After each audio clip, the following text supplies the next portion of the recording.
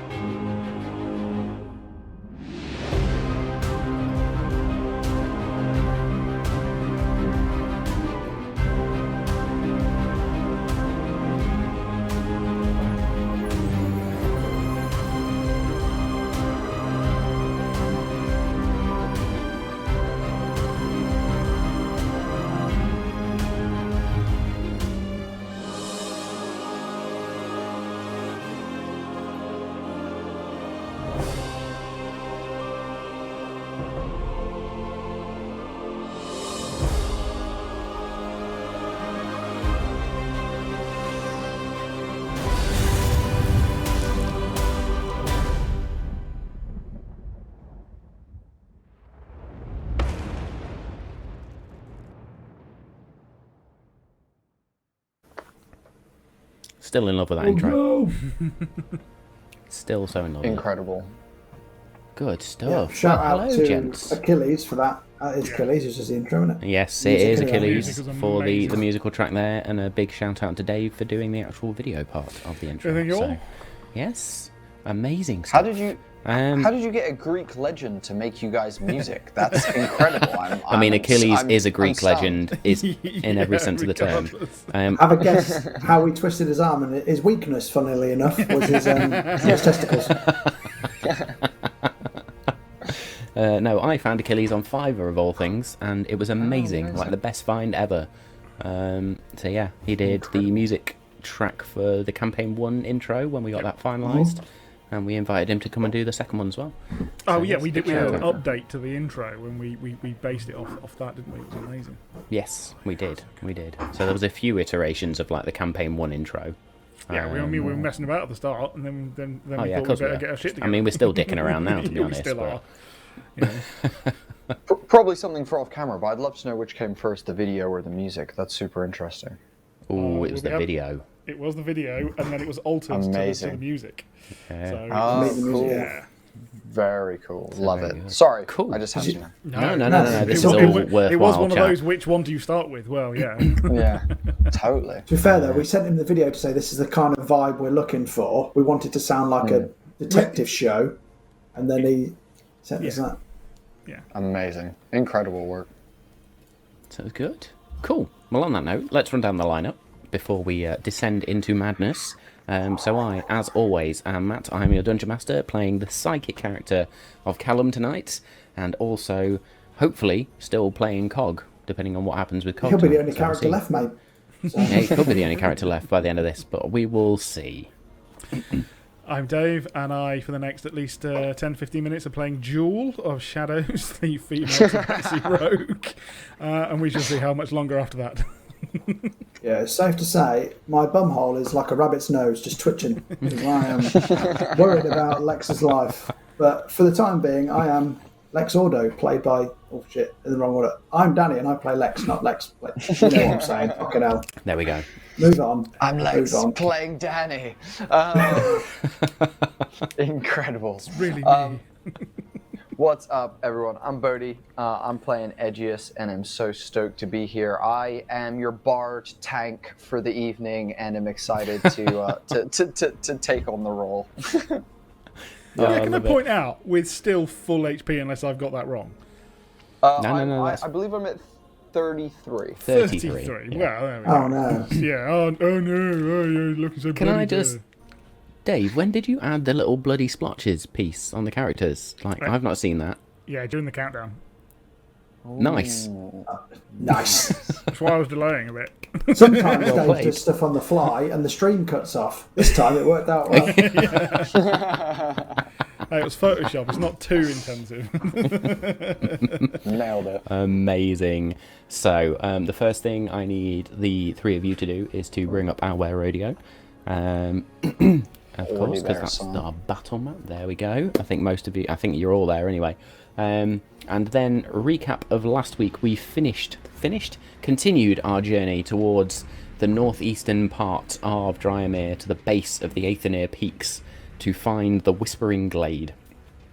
Having had a heart-to-heart with the now Edgius Bones, but who once went by a very different name. And as I said off camera, Bodhi, you can very much take a point of inspiration for that amazing bit of backstory from last week. So thank you very much for that. I shall do so, So yes, gladly. Understood how Edgius had become the Edgius that we know and very much love today. Cavern, during the night, disappeared, supposedly off to go and find something to do with Paragon. There were some weird tracks left alongside Cavern's boot marks, but you have very little information as to what else is going on there. And then we did continue on our journey and eventually found this stone circle with these standing stones that had weird runes on them and symbols of crescent moons, and there was a puzzle to solve, which we actually did very, very well in. I was very surprised, which is not me saying you're all shit, but actually I got a weren't puzzle the that only one worked for surprised, once. To be honest, we all failed successfully on that one, so... Yeah, no, I actually built a puzzle that semi-worked, so yeah, we got there. And this created a mystical moonlit-filled portal, which Lex tried to do the sneaky with and took Edgius's arm that they dislodged, as you can do because you're a skeleton, and just there you go. There's an arm that was just flopping about in the wind, and tried to grab the flowers that were beyond this portal on the other side in this mirrored world, if you like. And then there was a moment where you heard a voice, which was "Who enters my grove or my glade?" And combat ensued with these weird tree-like creatures. They very much looked like, felled stumps, if you like. So they're missing the top part of a tree, basically, but they have arms, they have legs, and they've got this weird crack in the bark with these two glowing yellow eyes, and they carry a shield which is made out of the wood of their arm, and these clubs which is also formed out of the same wood. Went 3 rounds so far with these creatures, and safe to say we are looking a little worse for wear. So, my friends, with that, we begin tonight's episode still in combat, and Jewel, you are up first. Yes, Jewel is up first. Let's bring up the map. So, looking as ropey as they are, this is going to be definitely time for Jewel to get out of dodge, especially with the very close call that happened at the end of last round. Mm-hmm. So it's going to be a bonus action disengage. Nice. Very good. And the portal here is a sturdy rock structure. It is a sturdy rock structure. It is currently unlit. Fine. So 5, 10, and then climbing speed up to the top. Presumably then will be, 15, 20? Or will there also be some... Lovely. We'll say 25. 25. Fine. So she kind of just, does that like leap backwards away from any swinging arms, lands on all fours, and then runs towards the pillar and up. As she does that, she will then grab her dusk dagger and will launch it at the hexed, whatever that is. C, is it? C. C. Let's see if I've got a different so hexed that is token. going to be... That is going to be... Oh, you beauty. For a change. 25 to hit. Very nice. 25 is absolutely going to hit. Now, there is no sneak attack on that because I can't do anything that gives me that. So, that would just be the standard roll. So High ground? It's not Baldur's Gate 3, is all I'm going to say. It's not Star Wars either. That is unfortunately only 5 points of piercing damage. But I mean, is it dim light here? It is in this area. No, No, fine, absolutely fine. because That's it's cool. moonlight shining straight down. But Yes. with that strike, this creature is now Thank goodness. bloodied. Yeah. Cool. That's pretty much everything that I have to do. So that's my done. That's me done. That's my done. That's my done. I'm not panicking. Very You are. good. Okay, as you then end your turn. Did you, your map just did the same as mine? Just zoomed Yeah. in and moved across, which was that weird. I was like, I didn't do that. very good. It happened literally as I pressed No. the button on the stream deck, which weirded me out. I'm like, that shouldn't happen. Very good. Okay, so you finish by beaming this dagger into the back of this wood-like creature, and this strange, thick, viscous, orange, sap-like liquid begins to pour out where the blade has gone in. Callum is then just going to, from where he stands, just reach forward and closes his hand as he uses that hex to deal 5 points of psychic damage to C as his bonus action. And then as his action, you will see him just take out what looks like a golden flower that he just holds in his hand and begins to speak in Sylvan too, and then points his hand forward, and next to this creature, as he loses the concentration on the hex, or kills the concentration on the hex, a fey spirit forms. And it's almost like the grass itself grows and elongates into this humanoid-like form, and you can see that it carries like a mystical short sword. So it will take its turn after Callum's. So that will be Callum's action. Let's just cast that. Use this bonus action. Callum's not going to move for now. And that will be that. So it's then the Fey Spirit's go, who is going to see this creature in front of it, and it's just going to go and swing with this short sword-like thing. So let's pick a shiny golden green dice for the Fey Spirit. Yeah, not the best roll. Not going to lie, folks. That is a 2 plus 8, so that's a 10 to hit, which is definitely not going to hit this wooden creature. So it just catches against the shield. And then as a bonus action, the Face Spirit is just gonna, its eyes just glow purple, and it's gonna try and use its mirthful capability. Mirthful leap. To charm this creature. Nice. So it needs to make a wisdom saving throw. Yeah, we'll use a chunk. Get charmed, wood.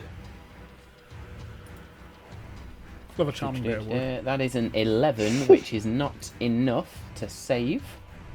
Come on. Against your spell save DC, yeah, absolutely not enough to save. So, C is now charmed by this Fey individual. And that will be Callum and the Fey Spirits go, and we are then over to Lex.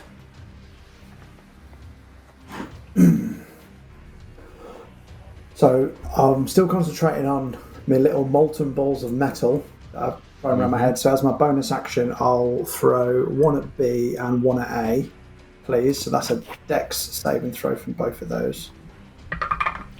You got stuck. Nice. That's a 3 on the dice, which is the grand total of 4, so they will both fail. Good. So 2d6 fire damage. That is 8 fire damage to both of those. Nice. And then, as my action, I'm going to use suggestion. So I'm going to choose to drop my concentration from my remaining 2 molten balls. So they will just disappear. And I will use suggestion on B. And I'm going to tell him the suggestion is hug your friend, pointing to A, as tightly as you can until I say otherwise. So essentially, I'm asking him to grapple him. Yeah. But I'm making it sound like a reasonable thing he would do for his friend. After a second attempt of grapple, doesn't it become restrained if you... Or is that a special feature? This mechanic we'll have to figure out as we go along. As you can tell, I don't read the rule books. What's your spell save DC? 14 wisdom for that. And that was a wisdom save, so that was a grand total of 3. So it fails It's in there. its save. Now, let me just go and look up. Get Metro suggested, grappler tree. Mr. Tree. If there's So enough you friction, said they might until set you say themselves on let fire. go. Oh, Until I say, yeah, otherwise, basically. So I can concentrate on that for 8 hours. There we go. Danny, is this anything that you would want to then tell the rest of the group, like, don't hit them or anything? Is that a thing? Damage doesn't break the thing for them, only You're a my freaking- concentration. If I take damage, I'd double check that, so I thought, shit, as soon as we start wailing on them, it's game over. Why have I put concentration on that idiot? There we go. Oh, so damage on you will break this. If you I lose fail. my concentration, yeah. If we lose concentration. So I'm going to put charmed on this one as well, because it's effectively the same thing. Your background as well. But essentially, I've took 2 of them out of the game, hopefully, and we can just fucking sit in ducks and we can just kill them. Ignore that. Because actually, if I read these, neither of these Don't tell me creatures they're can be immune. charmed. Can't be charmed. Suggestion is, hang on, My bad. does suggestion My count? Suggestion says if a creature is... creatures wait, that can't be creatures that charmed can't are be immune to charmed the are immune to this effect. effect. Yeah. Yeah. You bastard.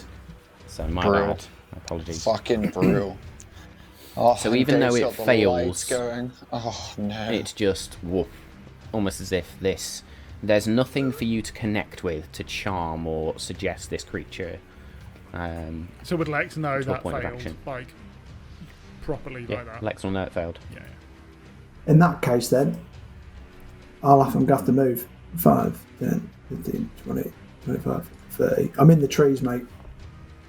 It's all good. Let's just make See you sure later, this is all lined up Edges. properly. Soz it. Well, that's my healing plan out the window. You just hear above you, Lex. Oh, shit! Oh, hello. Are we regrouping? You look, Strategic Good retreat. then. you look like shit. You smell like shit.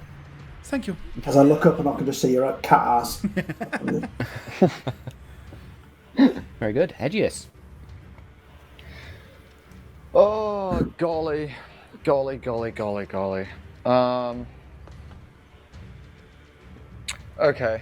Let me just check one thing, and then I'm good to go, basically. Yeah, okay. So, Christ. I'm going to do the 25 to these guys. And then I will cast 3rd level Cure Wounds on Lex. Nice.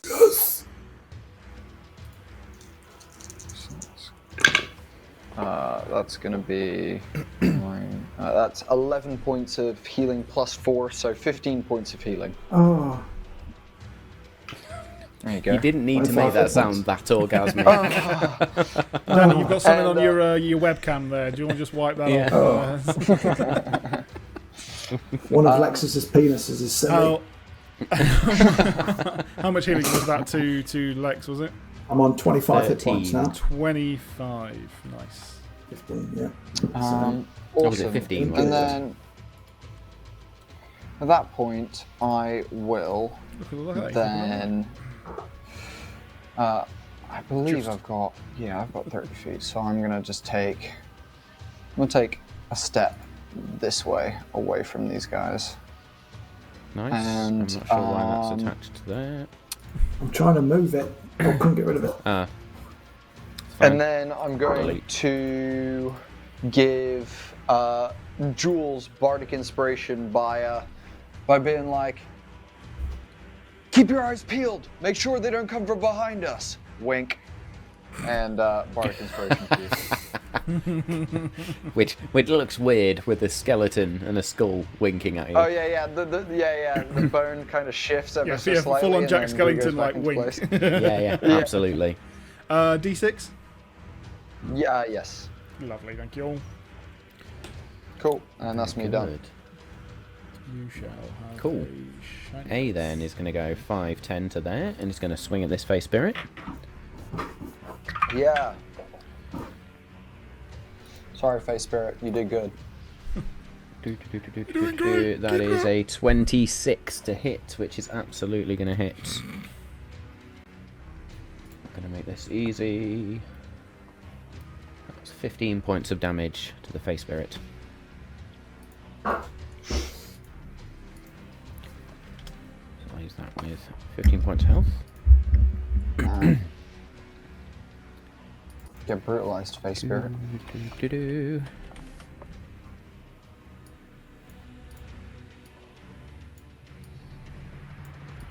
Not that you can tell a Face Spirit is bloodied, but yeah, starts to some of those grass-like vines begin to fall away. It's then going to try and do that again for a natural 1. Hey! Hey. That will be its go. B then is going to go 5, 10, 15, 20, 25, 30 to there. Sorry, Edge. Going to try and swing at That's you all good. twice, Edge. You ain't got nothing on me. Unnatural 20 for the first one. Ow. Ah. Ow. Ah, wow. More for the Ow. second. Ah. You were For saying- the second. 11.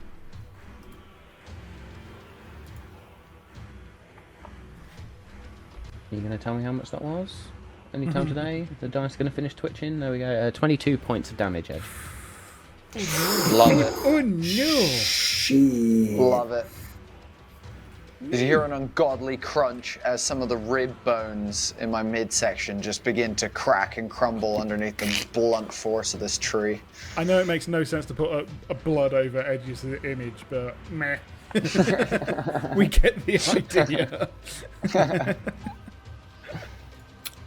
Yeah. Cool. Red suits you, to be fair. Hell yeah. Matches the hair. Okay, C then is going to take one swing at the Face Spirit. Natural 1 again. Oh, Bollocks, it'll take a second swing. I still don't think that's going to hit. That is a 15 exactly, so that one will just hit. oh. That'll be 16 points of damage, and as this first one just... It then swings back, and this Face Spirit just explodes into blades of grass. I hope you got hay fever. Hurt you! Yeah. And that's If a tree was there allergic to goes. pollen, it'd be the shittest tree in the entire world. Absolute waste Very of space. good Right? then. Jewel. Okay. So, thrown the dagger. Does have another dagger. So we'll bonus action. Steady aim. It's not like I heard that the Nice. entire of last campaign. I completely forget it. Bonus action steady aim for C. And hopefully that will mean, because I get advantage, that if it hits, sneak attack. Great. Cool. So that is standard dagger, 17 to hit. 17 doesn't hit. Danny, remind me how much fire damage you did. 8 fire damage. Okay. But I do have my inspo, which I can add. You can. So I shall add that. Dirty 20 to hit. Dirty 20 will Ooh. absolutely hit. And I should have said that with those 2 fiery balls, B is also bloodied. Cool. Read the character sheet. Fine. Therefore, that is then 3d6 plus the d4. And you're aiming this at C, right? C, yes. So plus that is...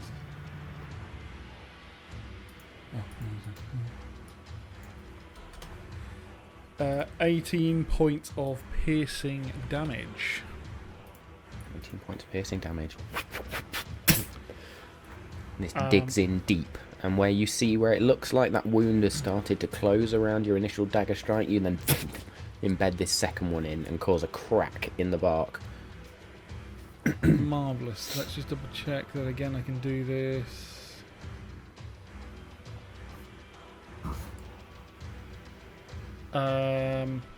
Yeah. So then, as I do that, there is a shadowy creature, very similar to the Jewel, who flings a ghostly phantom dagger towards A for 6 points of necrotic damage. Very good.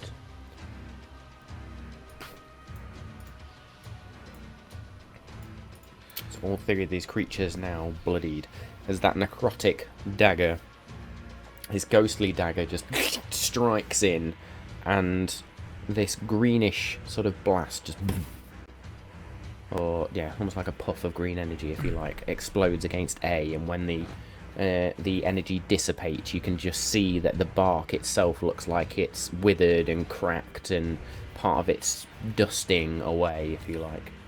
Anything else on your turn? I think that's it, isn't it? That is it. So Jewel had got down into a very sturdy stance at that point, sort of 3 points of contact and then thrown, and this other sort of phantom figure will have like stood up slightly above her and thrown towards A. So that would have been her go.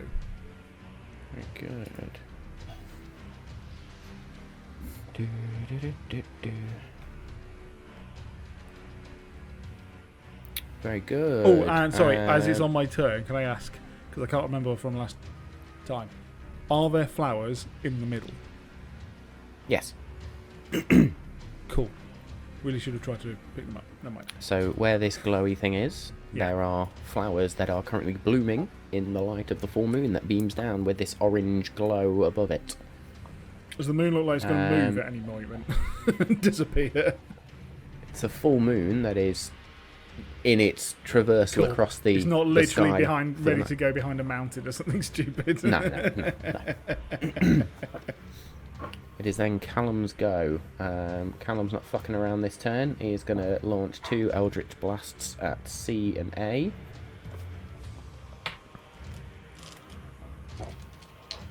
So, for C, that's not great. That is an 11. It's going to miss.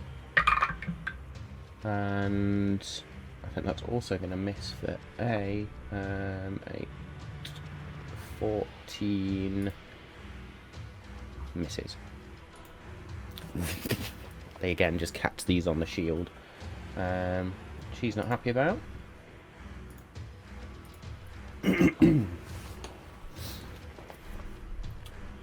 So that's his action.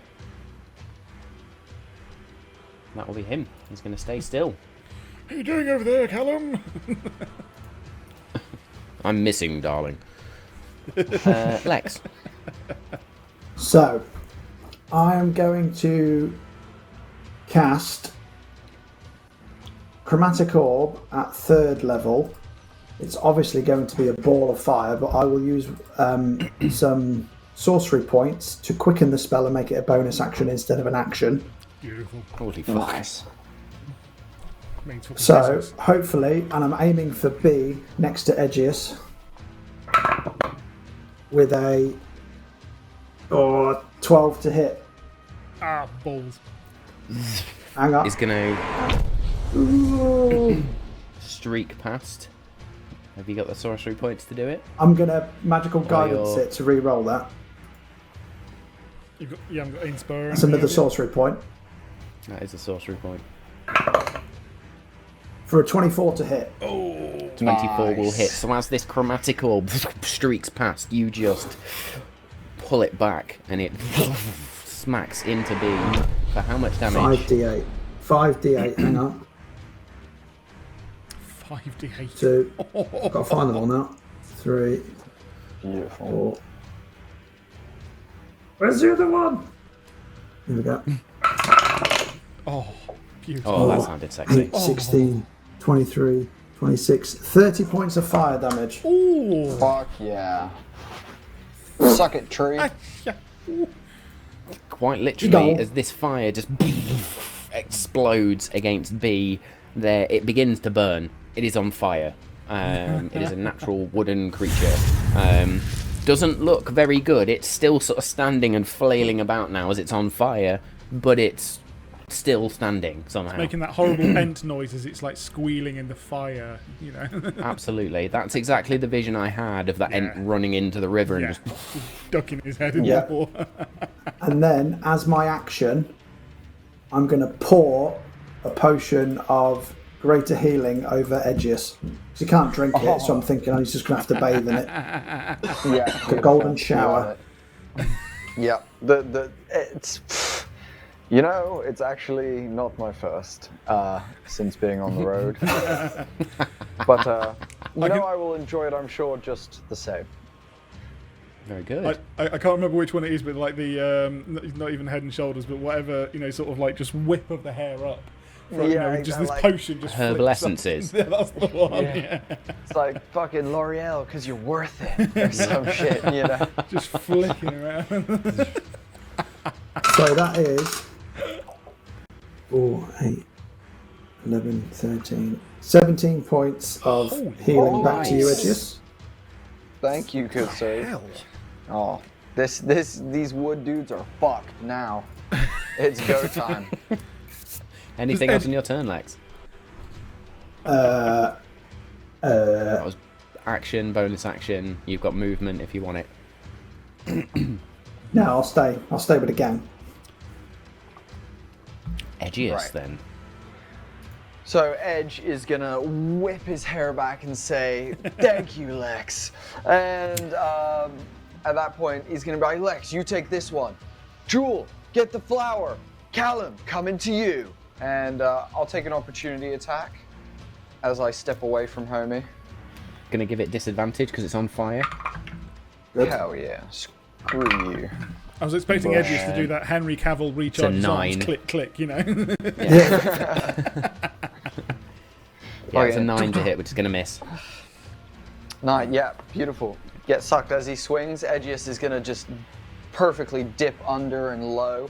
As he comes up in the middle, he's gonna just play a colossal chord on his lute. That is just gonna. It's a power chord, full bar chord, wide stance, just like as hard as he can. Just absolutely rip it.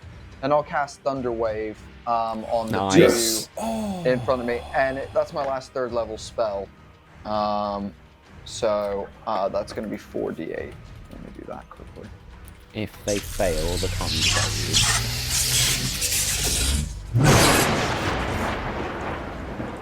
Oh. Right. Okay. Beautiful. See, now I know you have Thunderwave, I have to do a graphic for it, so thanks for that. Yeah. Yeah. Hell I mean, yeah. I kind of want to, but... What's the spell save DC? Can you make a Constitution saving throw for me, please? Yeah, what's the save DC? Oh, save DC is 15. They fail. Yes. Beautiful. Yes. That's With a exactly. 14. That is exactly what we liked here. So that is going to be 10. That's 18 points of thunder damage to both of them, and they get pushed 10 feet away from me, so towards Callum into his threatened space. Nice. So yeah, we'll say you've cast that out in that 15-foot cube. So they're just gonna go. Yeah. Is it how many feet? 10 feet. Yeah. Yeah, 10 feet back. To there and to there. Awesome. They both just sort of land, stumble. That also puts them prone. Yes, it does indeed. Oh, does it? Wait, does it? yeah. Oh, no. Should Yeah. knock them prone if they get thrown backwards. Cool. It is then A's go. A is going to use half its movement speed to stand up. None of the wounds. Get bent. Carry on. I'm gonna do Bardic Inspiration for Lex. As Thank you. part of my hair whip. As part of the hair whip earlier. Very good. In fact, A would. So I didn't get hit with anything that round. Yeah. So you see, even A lands and cracks a little bit as it then sort of unsteadily stands to its feet. Some of the cracks and the wounds just begin to heal up. It is then going to step over to here. And he's going to attempt to smack Callum. Have we A seen natural them one. heal before? You have seen them heal on previous rounds. Okay. There's certain things that have happened that stop that happening. So natural one with the first, Fire. Being and a set on natural fire. 20 with the Fire. second. Yeah. Fuck. Was that natural Callum, 20? no. That was a natural 20 on the second no. strike, natural 1 and a natural 20. That was perfectly balanced. I'm going to roll this because it's going to sound fit. Callum How hasn't many? been hit How many? yet. 4, How many dice we talking? 5, 6, Oh. You know, we said that Callum was 7. probably going to be the only one who walks out. 8. Yeah, GG Callum. Bye. Oh, I'm gonna have to go cure wounds that 1, bitch 2, next round. 3, 4, 5, 6, 7, 8, 9, 10, 11, 12, 13, 14, 16 points of force damage to Callum, which Callum can take. Jeez. As he ducks the Beefy first boy. one, but then the second one just catches him in the gut, and you just you fucker.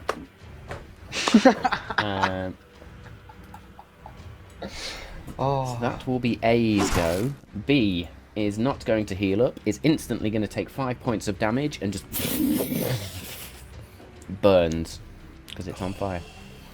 Die, dies. tree guy. bye. See ya. Bye. So that's B out of the fight. Good bit of charcoal there. Very much so. C then is going to use half its movement speed to stand up. And is then going to swing twice at Callum. First one is an 18 plus stuff to hit, which is absolutely going to hit.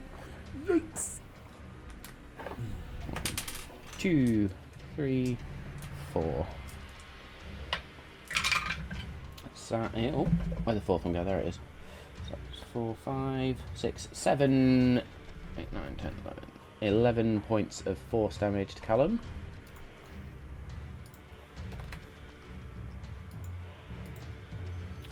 Oof, which now bloodies him. Yikes. So that one catches him in the chin.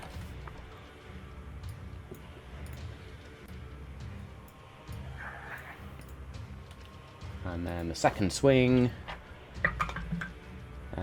is an 11, which is going to miss.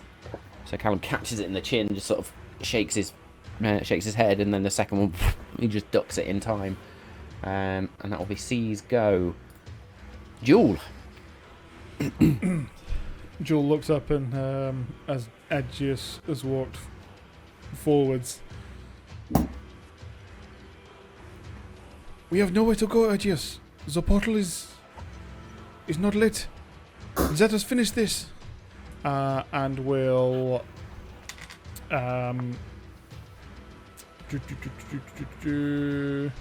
one more dagger left.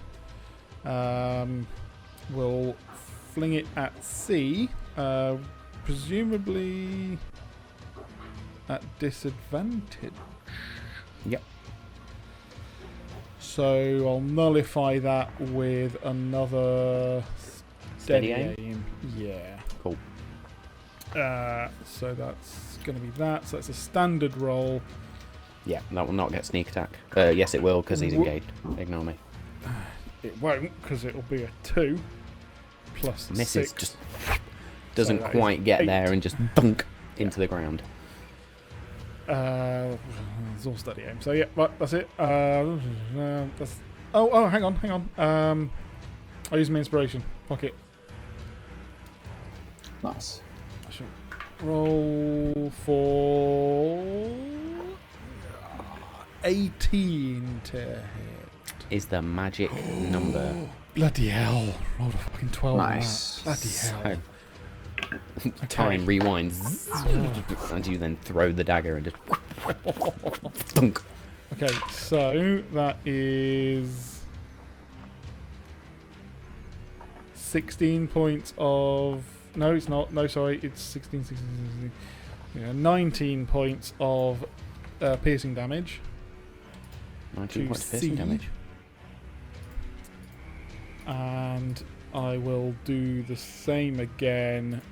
There is a replica phantom and that will be 6 points of necrotic to A, which I believe is still within 30 feet of me. Or is it 30 Yes. feet? Very much Yes, so. within 30 feet. Yes, there we go. So basically, but at this time, because that phantom creature had not actually dissipated since the last round, and so they actually threw at exactly the same time as Jewel. So these two daggers, one physical, one spectral, just C falls, just drops, lifeless almost to the floor. Anything else on your turn? No, because the other one burnt. C's fallen. I would assume that is dead. Yeah, I just look up at the phantom. Joel looks up at the phantom replica of herself that then does just fade away with the wind. And as it fades away, they're almost like these just pinpricks of starlight as it just wisps away. That's Very my go. Good. Excuse me. Callum then.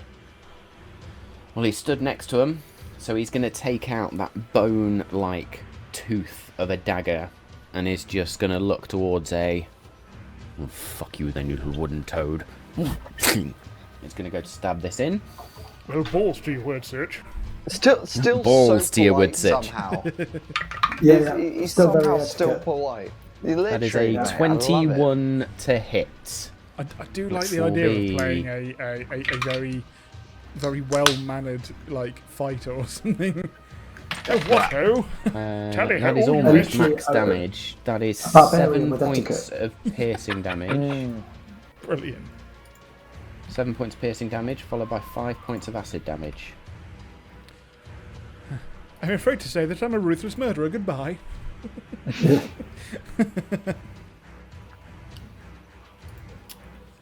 A is still Go on, standing.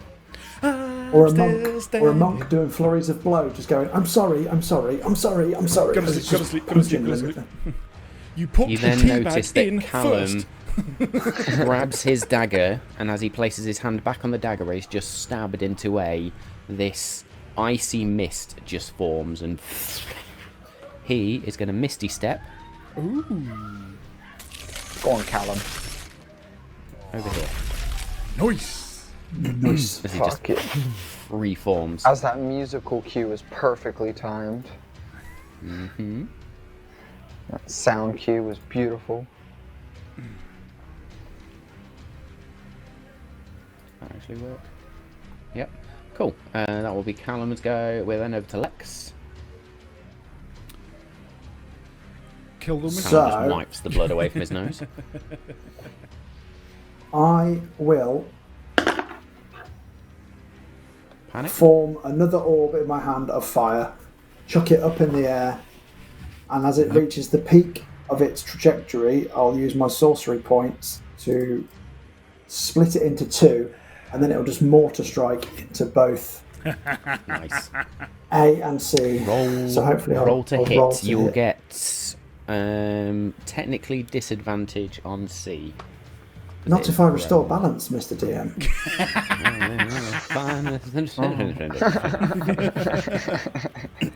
So that is a 23 to hit with the first one, That is a and 23, and a that will hit. 25 to hit with and a 25 to hit with the second one. That will hit. So C, because it's down with no hit points, as it just literally nuked out of existence. And A is going to take...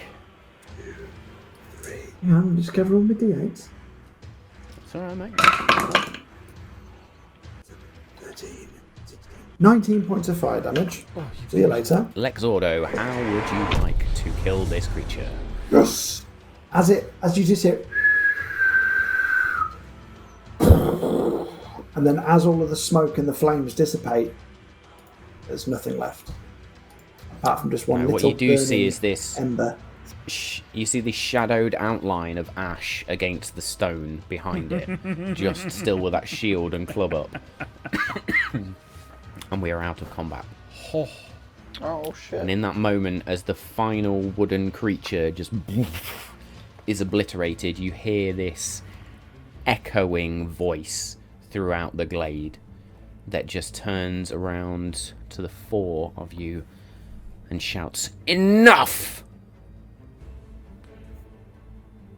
And there is a pale beam of moonlight that shines down, and a feminine figure steps forward.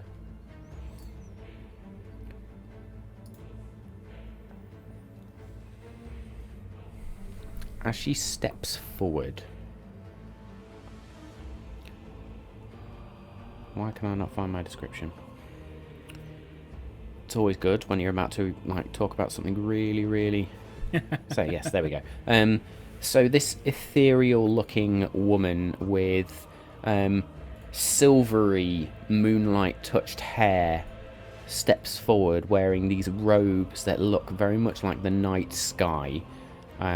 You look into her face and see eyes that shimmer almost like the moon's surface, these silvery blue irises, and it's almost like they seem to change into different phases of the moon as she looks at you.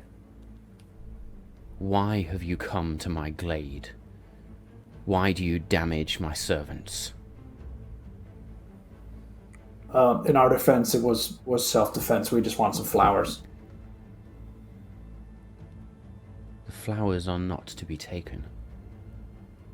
Can we borrow them and bring them back?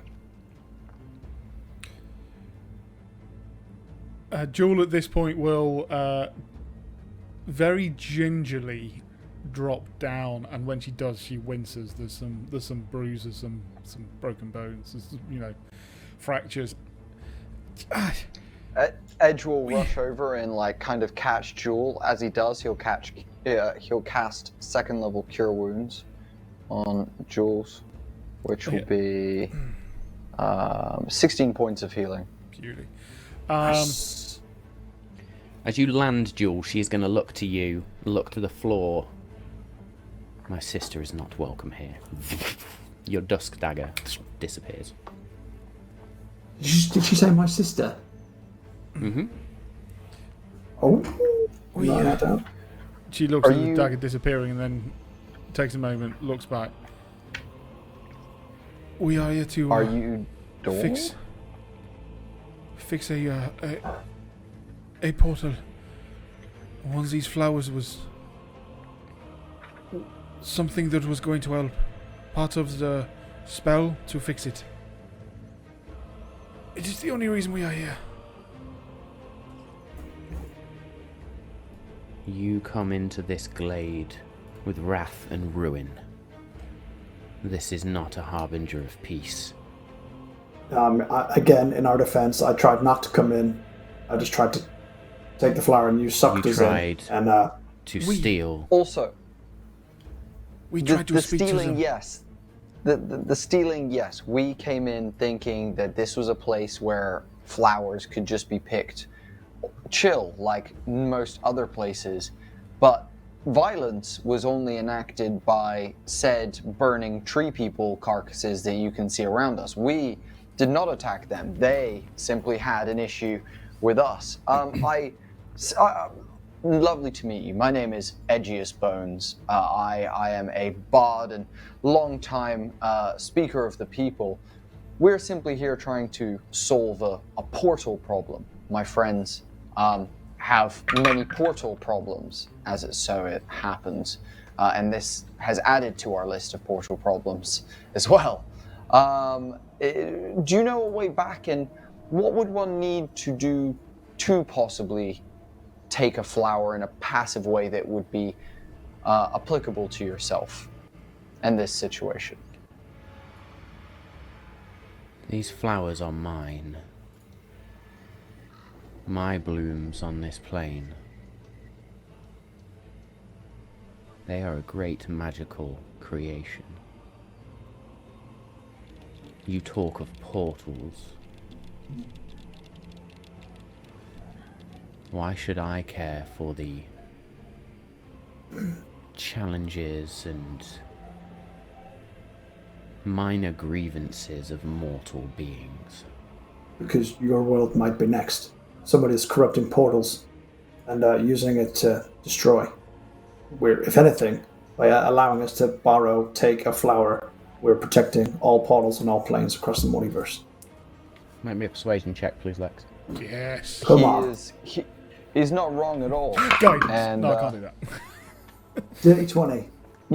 Oh. You also talked about, you mentioned that, these are your buds on this plane. Well, if we were to possibly take, one, maybe two of these flowers, we could possibly replant one on another plane, giving you access to another plane, possibly. I don't know, just spitballing here, or dry skull bowling, but that's not the point. I'd love to say, The as eyes Edgius are tries going to to look. bring up some spit. The eyes are going to peer at you, Edgius, and it's almost like this being stares through you. You would promise me a place beyond here.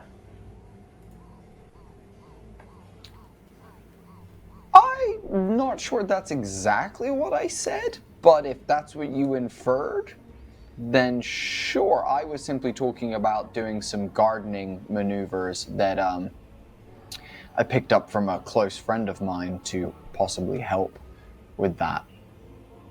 Yeah, as long as we could count you as an ally, and as you're such an advocate of peace, as long as you move between the planes peacefully. Indeed. I could agree to that. Don't bring your has it wooden been? soldiers. Since I walked beyond,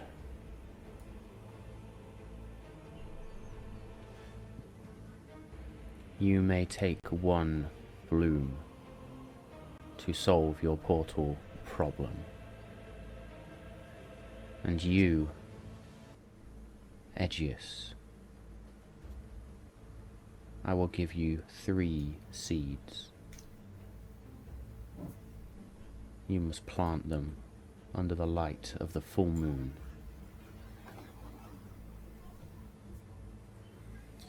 I will hold you to this promise. That is And can eternally we hold you generous. to your word that you will always act peacefully whenever you cross out of this world? I care not for the dalliances and minor grievances of mortal beings. Is that a yes? Sounded like a yes. Yeah, I cool. care not. Let me just trying to break it down, make sure I don't fuck this up for you. Is there I assume based on what you said, no time frame, which is awesome because I'm a guy that likes to find quality, not speed or anything like that. So, do you like a particular type of soil by the water? What's your preferences? You will plant the seeds under the light of the full moon. Got that bit, 100%. And anything else? Any other conditions, or are we calling it quits on that one? That is my one condition. Jill Sick. will start walking up to where her other 2 very normal blades are, but very similar to where the Dusk Dagger was. And we'll pick those 2 up, look back at this individual. Is there a possibility that then we would be able to leave via that portal again? With everything we brought?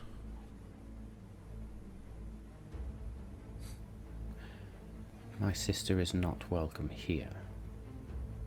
You will find what you seek on the other side. I am sorry, I did not mean to offend by bringing anything with me. Lex, I think you should take the flower. Can I ask a follow-up question, please, Guardian of the Glade? Can I ask who your sister is? This dagger is well, it was a mystery to us. So anything, I don't want to fall foul and upset you by accidentally conversing with your sister. So I'd like to know who she is so I can avoid her, please. Mm. My sister. I will not speak her name, but she is known as the Queen of Shadows, and she is not welcome. Of course she is. Is that a fey queen? Is it? I've heard that name before. Huh. No. The unseelie bitch is but a copycat. A mimic. Question. What plane are we on currently? Oh, great. Make Wonderful. me- Light Oh, one. This is a demi-plane. Separate. A mirror. Jewel, Are Prison. you... Jewel would like to have a look at Callum at this point and see if he has any recognition of the person in front of us. Yeah. Callum, what do you make of all of this? You seem to be scratching your chin over there, Callum. What are you thinking? Just swinging your dick. Whether it would be Why are your perception or pants off insight, I don't know. again? Callum, Put your why pants are your on. pants up and put your trousers on again? Jesus Christ. I got cracked in the nuts by one of those old wooden beams. Fucking hell. I'm rubbing it to make it feel Sorry. better. I have heard you said- some stories of the moonlit enchantress. I suspect we are in such presence. You know this individual? I'll do a little No. bow. Edgius Only will that she see is Lex do a bow and home. also join bowing. Finally, some reverence. You have forgotten the old ones. You will Are- restore me, Edgius. I mean, I will plant some seeds. I'm not sure about the whole methodology behind it, but I'm all about gardening. I used to like that. So, yeah. Are you, so, broad term, God? Question mark? Or are we looking at, what do you classify yourself as? I think would maybe be an important question as to your state of ego and affairs in your life. Some called me goddess once. It has been a long time. Jewel will look Okay. at Lex like, can I get the flower? Can I get the flower? Oh yeah, yeah. I'll head towards the flower. Keep an eye contact with the mistress and sort of doing courteous bows as I'm approaching the flower to take it. Jewel's Walking backwards towards the flower, Yeah. bowing. Yeah. Jewel's going to keep an eye on this individual and the portal, just waiting for it to reopen. So as you approach the flowers, you will see this staff appear in her hand and just sort of almost grows out of pure moonlight.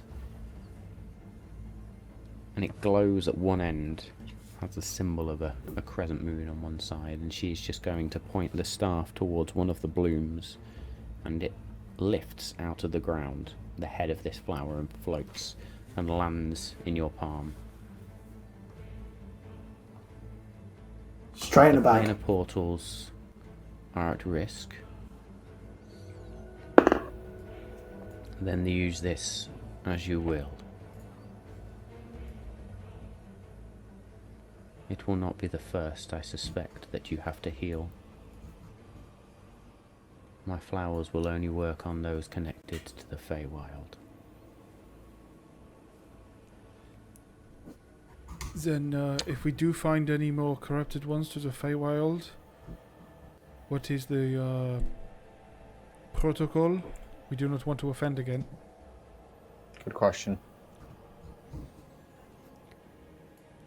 Should your undead friend here succeed and follow through on his promise, then you may call on me under the light of the moon. So let me just understand the whole light of the moon thing. Does that work even with clouds, or is that like we got to have like a perfect cloudless evening, and then it works? Where you see the moon, you see me. Okay. I have another follow-up question, if that is okay. With you being, Button on my face, and it's really annoying. we are in a glade in the forest, so with You it, with you being a wise and ancient goddess, as some refer to you, did you know many of the other old gods? Like, I don't know, for example, Kronos.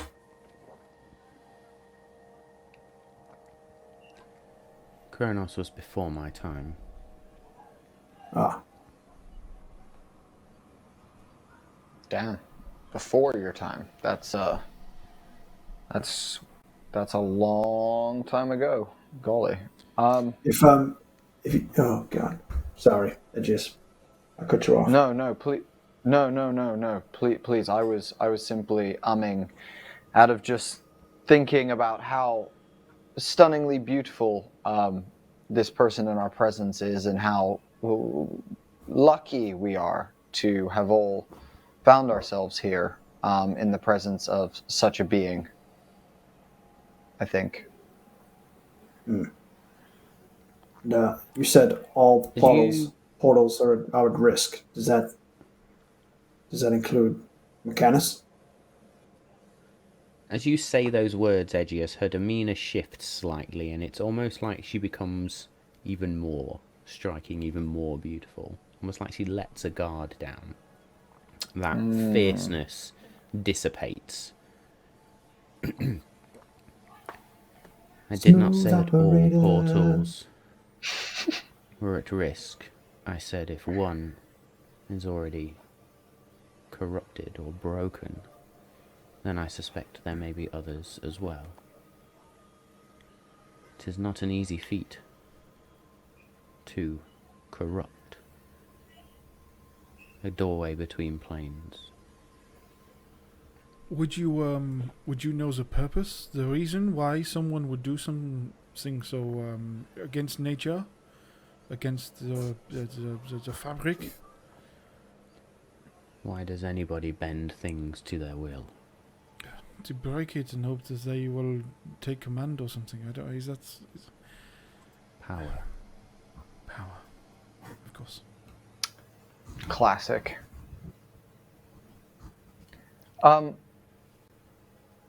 My great lady, may I ask a favor? Though very cheeky of me in this moment, I wish to simply know your name so that I could, as a bard, sing it through the many places I preside and pass through. I thought you were going to ask for a selfie then. Can I have a selfie? Oh my Somebody god, just chisel it Kevin is into not this going to stone believe for me. this.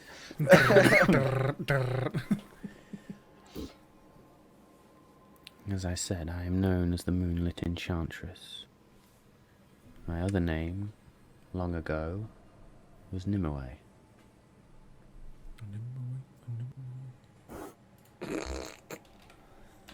Did you say Lumina? No, Nimue. Okay, how are you spelling that? Lady of the Lake types. Nymue. It's a fucking Arthurian legend Obviously. name. You should know this one. Doesn't mean I know how to spell it. You see Edgius almost shift tone. There's something about this person, though he doesn't really believe that she's a goddess, but something about her aura, the way that she talks, the fierceness and combativeness at the beginning, and then the soft interior, reminds him a lot of his late bride, Kalila. And he just is like, thank you for sharing that, Nimue. I'll remember it for years to come. I will hold you to your promise, Edgius Jones. Oh, We shall help him fulfill his promise. My lady, are you able to return us? She holds the staff out, and just almost like a fan effect on that portal as moonlight shines again, and you can see beyond the glade where you entered, this mirrored glade. Then if it pleases you, I shall take my leave. Thank you for your help and guidance. Joel will look at the other two, Lex and Edgius, to see if they're going to follow. Edgius is going to walk up to Nimue and gesture to, like, he's going to take a knee in front of her and, like, go to take her hand.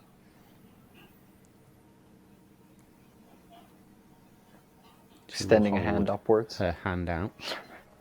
And down. He's going to grab it and place his bone teeth up against it like a kiss. And then he's going to stand up and say, my lady, a final question. How's the food on this plane? I dream about food. I just had to know. The moment your skeletal lips or lack of lips touch her hand, feeling returns to your body for a momentary instant. Ooh. In the passing of a moonbeam, you are whole once more. Full skin, full blood, full muscle. Amazing. And then, almost as if it didn't exist, gone. There are delicacies to be had here, but not for mortal kind. Who knows? I've eaten some weird stuff. Nedges is going to turn, get to the portal, turn around, and be like, my lady. And then step backwards through the portal. Nice. Joel will have left first as soon as it was looking like it wasn't rude. But would have got out of there and was waiting for the rest of them. Okay. and I'm just stood there We'll awkwardly with a exit flower next. in my hand, and I'm like, I think I have to go now. And then I'll Callum will leave. sort of, as he walks past you, Lex, come on, before we insult her even more. As the four of you step forward and look back through the portal, you can see her standing there, and there is a wry smile on her face as she then holds out the staff, and you see where those three burning husks are, just the creatures reform and stand there and sort of wobble around the glade and just sit down and become what looks like almost inanimate stumps once again. And that whisper, almost on the wind under the light of the full moon, I will hold you to your promise, Edgius Jones. And the portal clears and is just a stone archway once more. In your hand, Lex, you hold a flower that under this light, under this full moonlight, glows with a white luminescence, but above it, almost this orange magical orb seems to glow. That's going in the bag. Into the bag of holding. Edges is going to be like, well, she was beautiful, to say the least. Like, She was. I was a little lost on what our. Does anyone understand? How do you get into that that glade without offending someone? Is it me? Am I? right? Are we not? I don't know. Are we meant to make a ritual outside and walk in singing? I don't know. Well, at least we now know the protocol for next time. What? Just get hammered to death by trees? What is it? We Ask- did wrong, Lex? Open up a dialogue. Obviously, try not to throw fisticuffs straight off. Yeah. I thought that was what I did when we arrived. So what on earth did we do? I think we just weren't flirting hard enough. I got this vibe that she was just needing, having been trapped on this plane. I was just getting a vibe. I have charmed enough wood in my time to know that that was not what's going to happen in the glade. I thought trees wouldn't like cats, if that's the reference you're trying to make. It's a good point. It's a very, very solid point. You are so innocent, Just a Lex. question, lads, before we continue. Has anybody got any ice? My balls are so sore right now. Would you like me to cast Mending? I'll hold my hand out. Go for it. It worked on Edgius. Will it work on testicles? Well, I'll try anything once. Literally drops his full testicle sack into your hand.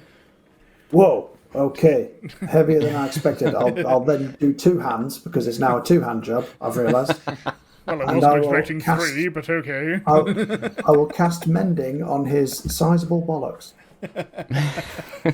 As you cast mending, it's like, well, now they tingle, but no, still sore. Look, I'll go deal with this. You go and Edgius converse. from Apologies. behind Lex is going to cast Frostbite.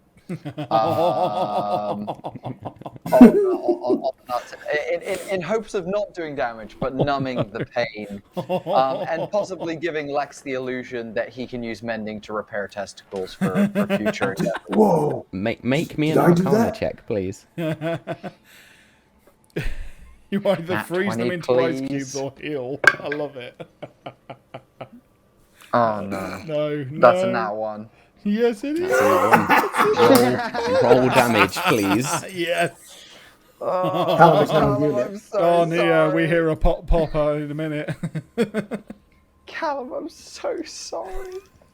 It's only. I rolled 2 1s on my damage. That's 2. Point each testicle. There we go. That'll be 4 points of damage because it was a natural one. So you truly fuck this spell up and he's just going to be there. It's okay. That's Is that good? maybe the ice was a bad idea. Lex, you seem to keep be doing conversing. really good. I'm going to put my trousers back on. I didn't think I could do that without creating a grammatical. Well, I hope your testicles are okay now. I'm sure they'll be fine. By the tone, I'm going to whisper to Lex. By the tone, he sounds like you did a great job. Yeah. For sure. Can Jewel, who has disconnected herself from this conversation, have a look around the glade they're now in, this the Stonehenge-esque area? Is there much evidence of wildlife? Does it look like it's actually quite a safe space to have a quick break? Make me a survival check, please. In fact, make me an investigation check at the same time as well, please. Edgius is going to be like, wait a second, I just had a crazy thought. What if we're the mirror world and she's in the real world, but she thinks that she's the mirror world? Like, do you get what I'm getting at? Like, yeah. That was a 8 for survival, and investigation was 24.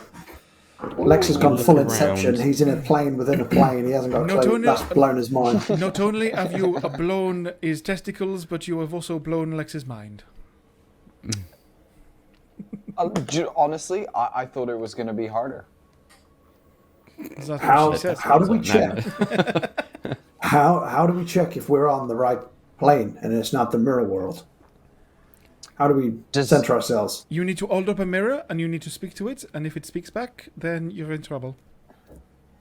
Do you, Right, you have okay. a mirror? And I do have a silver jug in my jacket, and that's the only reflective surface I have, so I'll take it out and I'll start talking to myself. I assume it talks back Lex. because it's a mirror. Lex talks into the jug and sees a mirrored version of himself speaking the exact same words back. Jewel, as you sort of look around with an 8, you don't know much a about forest. wildlife, but you then get distracted with your investigation check, and lying flat in a patch of darkness on a piece of low stone is your dusk dagger. Yes. Thank goodness. I'll run towards it and pick it up.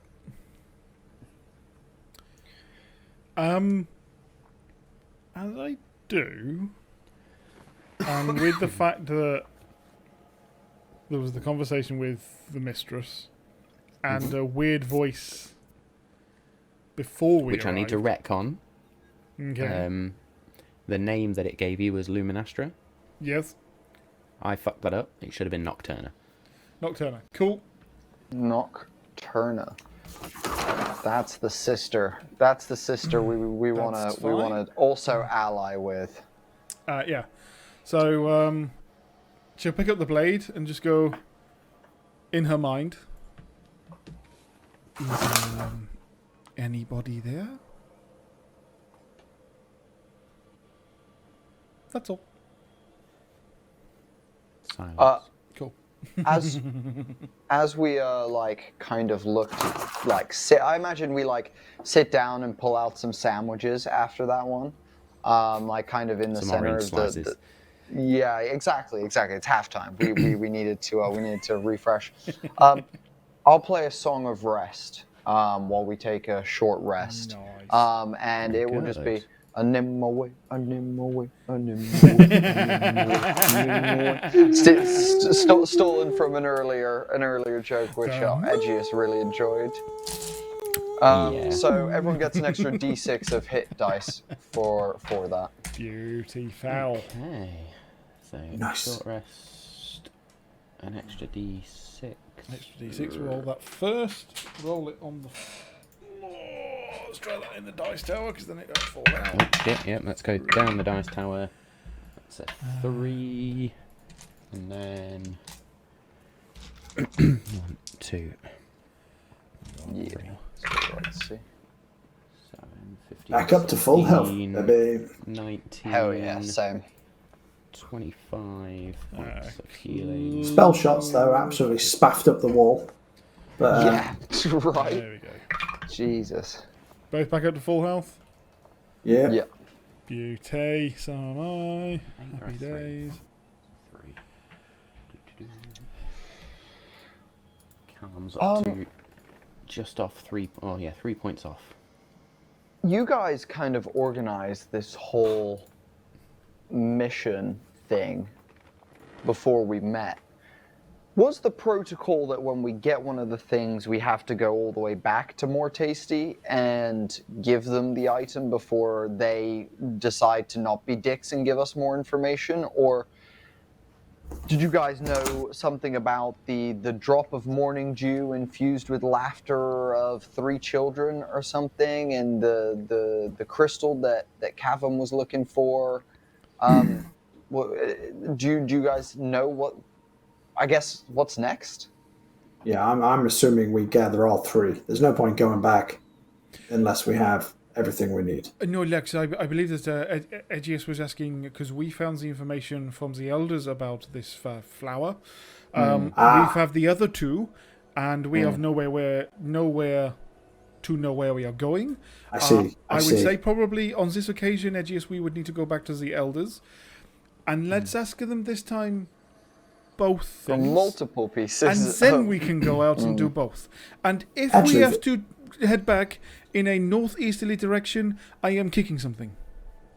Callum, Yes, darling. a morning dew infused with laughter sounds like something the Fae could do, right?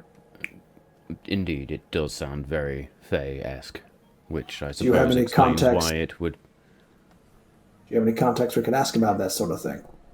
You got a Jew guy? Well, Got me Jew. A Jew dealer. Got me Jew. no, but I suppose we could ask a Fae. Did we not just speak to a Fae? She was definitely more than Fae. Oh. More. In like a lot to handle kind of way, or like... Well, put it this way, I would not willingly and so nonchalantly call the Queen of Air and Darkness a bitch without expecting some consequences, even this side of the Feywild. Even though you just did. Well, it was out of context. You're in trouble. You're in trouble Callum. now. Callum. Oh, shit. Callum's face goes stark white. Just, oh shit. Oh, that's not a woman I want to piss off. If she's listening, Do we need to distance ourselves from you now? profusely apologize. Are you a target? Lex and Edgius both take a step away from Callum. I'm going to avoid shadowed areas for the foreseeable future. We are literally being accompanied by a cat who lives and creates shadow. No offense, Jewel, but I'm going to stay as far away from when you do your shit as I physically can, and maybe I'll just, I don't know, cast fairy fire every now and again. But look, seeing if we've rested, I could summon my Fey friend again and see if I can get some information out of them. I think that's a good course of action. Indeed. Very good. Well, takes out that gilded flower. This is all I need. Yes. Let's do that. Are we doing it here, or do we want to go elsewhere? We might as Edius, well. where are you lose this going to plant information. those seeds as well? Edgius is going to be like, wait, she never gave me any. And he's going to start checking his pockets. And as you reach into one of your leather pockets, you pull out a small velvet, blue navy velvet pouch, and inside are 3 seeds. Is it moonlight now? It is, full moon. Plant those motherfuckers. Well, Edgius, I think this is rather a lovely place. Let me just quickly, as a guy who personally am not a fan of the establishment and the outer establishment, some might call it the corporate, looking down establishment. And let me throw this out there. She didn't give me a time constraint on this. Now, currently, in the state that I am, I'm going to be living for a very, very long time. Now, bringing gods that are ancient, whether they have good intentions or not, into this plane feels like a risky thing to do. Now, my thought is, I have 3 plays. Option 1 is do it as quickly as possible.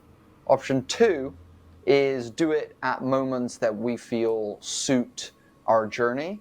And option 3 is I just don't do it, and I just hold them until I'm going to die, and then eventually get rid of them when I die. And with the knowledge that that could be a lifetime, maybe 2, maybe a couple ages of man, who knows.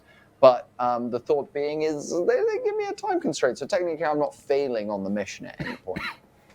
Thoughts? This man speaks logic. I mean, as long as you show intent. Yeah. Edgius is like, that's a good point. He pulls out one of the seeds, goes, goes to put it on the ground, and goes, and then puts it back in the pot and goes, see? I suppose. I feel like you're just taunting the poor girl now. I was going to say, I suppose you need to possibly, not sit out all night at a full moon and be like, oh, I would probably say like just as you say, you are waiting to find the right spot. Yeah, option 2. I vote for option 2. Option 2. However, if at any moment you about get some premonitions, some visions from this particular individual, and they are, I don't know, threatening your life, I would perhaps find the next possible opportunity. Just saying. Yeah, Everybody yeah. make me perception checks, please. She's staring at us out the portal like. So, bitch, plant my seeds. 19. 19? Perception. 25? Oh, mine's high as well. Perception is going to be a 19. 19. So as you all have this discussion and just sort of instinctively look up at the moon, there is a ring around the moon, like a glowing ring of light that is around the moon. Is that a good thing?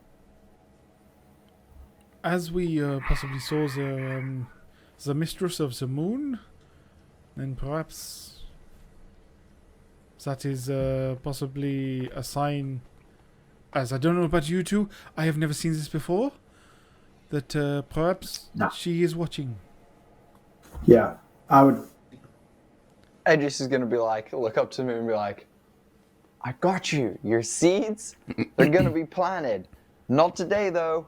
We're busy. But after that, I'm going to sort all of it out. We are, so many seed plantings. I can't. My guy, I'll see you. Yep, cool. And I'll look back to the group and then wink. And Edgius is so dead in 3 days. Callum is going to look to you, Edgius, and just say, remind me never to take you to the Feywild. You would be truly, truly fucked. Hey, as long as they have good food, I don't care. Oh, they have amazing food. Now, on that note, let's summon my face spirit and see what they can give us. Indeed. Very good. So as Callum then sits down, begins to chant in Sylvan, I think we are going to take a nice short break. And then we will be back for the second half of this. Now, there is a giveaway. I'm going to check how many folks we've actually got watching as to whether I even bother to ask this question. As Callum's chanting, Edgius is going to start harmonizing next to him just to try and like give him a little bit more, of that deeper, feeling. There's a few Doing people in Mongolian chat. throat singing. Yeah, exactly. Whoa. Well, there's a few people watching. So, for those that are watching, those PDF copies of Into the Veil that are up for grabs. In order to bag yourselves one of those copies, the question you need to answer is what was one of the names the ancient being gave themselves. And you've got 2 chances there, because there was 2 technically that were given. So what was one of the names that the ancient entity that the characters have just met gave themselves, or named themselves? So yes. And look out for the Into the Veil trailer during the break, of course, as well as the Sky Zephyrs trailer. You can, Bodhi, I believe, pre-order the PDF now? Or pre-order the book? Indeed.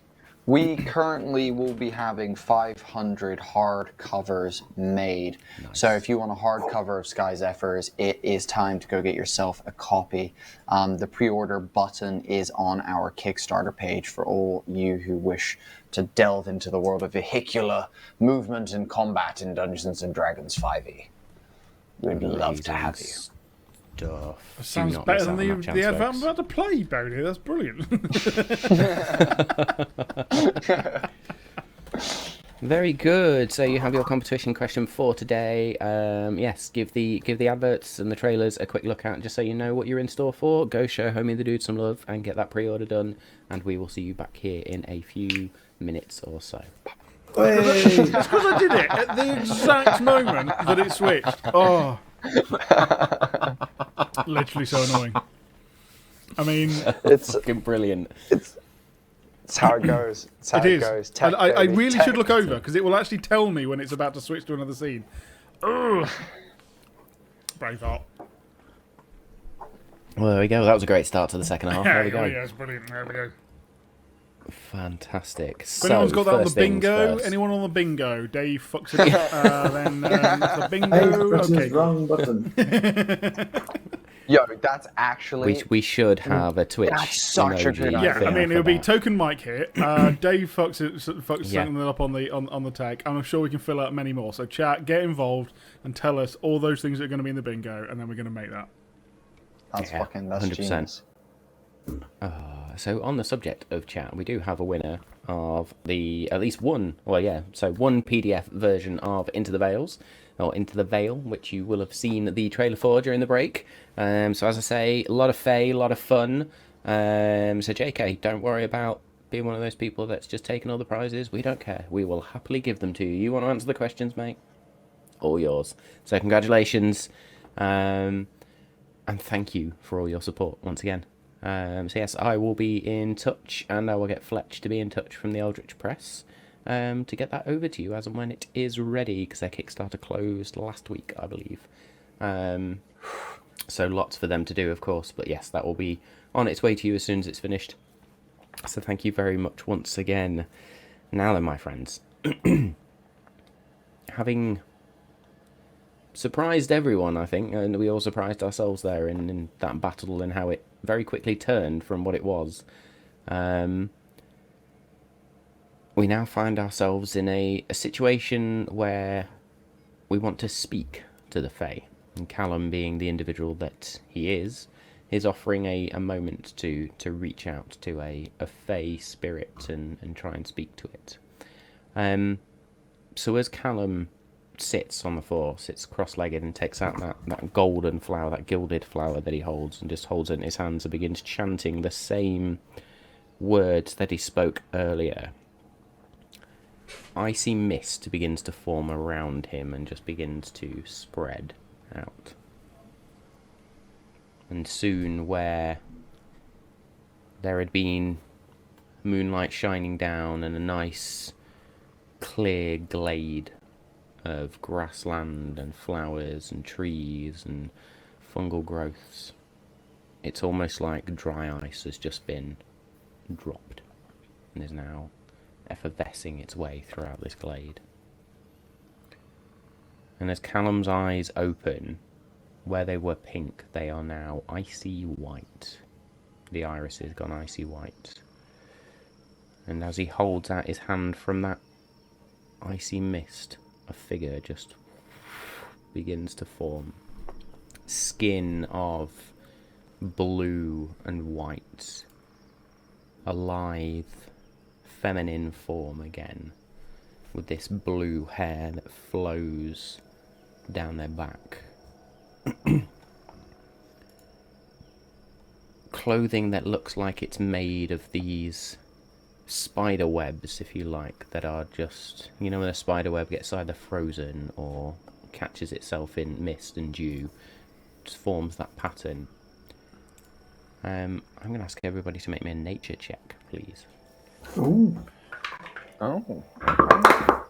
Oh, well, yeah, Fuck's no, sake. why not? That'll do. I'm gonna me. check I'm my happy with skills. 17. I will have that natural 20, because I never get a good nature check with 22. Counter to your natural 20, I got a 1. Hooray! That's 3 in a row now. I know, There is it's all balance going in all well. things. There is balance. Lex is happy, so... So everyone except Edgius then would recognise that a dryad now stands before you. A dryad spirit, more aptly. Oh my god, look! She's a witch! He's gonna say to Lex. And her head is just going to snap up and look at you, Edgius. I've been called worse.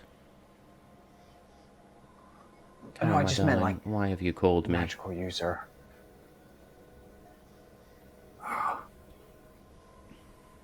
Awkward. Callum is going to look to you, Edgius, and for the first time, Callum gives you venom. Right, venom in his look. Right, show respect.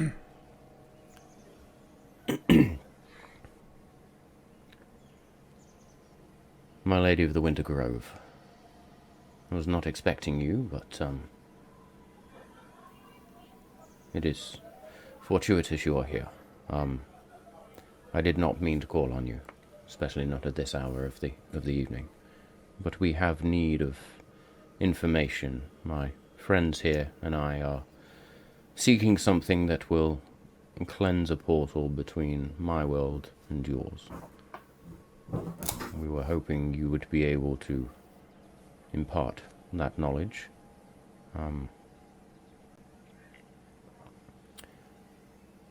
You have given me enough already, however, so I will let the others ask their questions.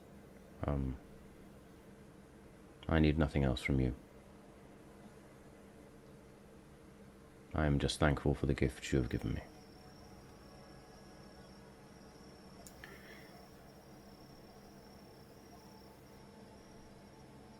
Lex. She's going to turn and look to the rest of you. Jewel is very much looking at Lex because Lex had the book and as is Edgius. Edgius is also looking at Lex. I will do an awkward bow. I was sorry, I did not expect such a magnificent creature. I thought he was going to ask the face spirit he brought back last time. I was hoping you might be able to assist in our mission. We're hoping to cleanse and heal a portal that's been corrupted into your world. So I believe it's as a benefit to us both to achieve this goal. And I'm hoping you can help us locate or get hold of a dewdrop infused with laughter. That sounds like something a person of your magnitude someone from the Fae would be able to do. Yeah. Of great power, I'll add. Could you indulge us in this request? Callum's just there choking on a mist.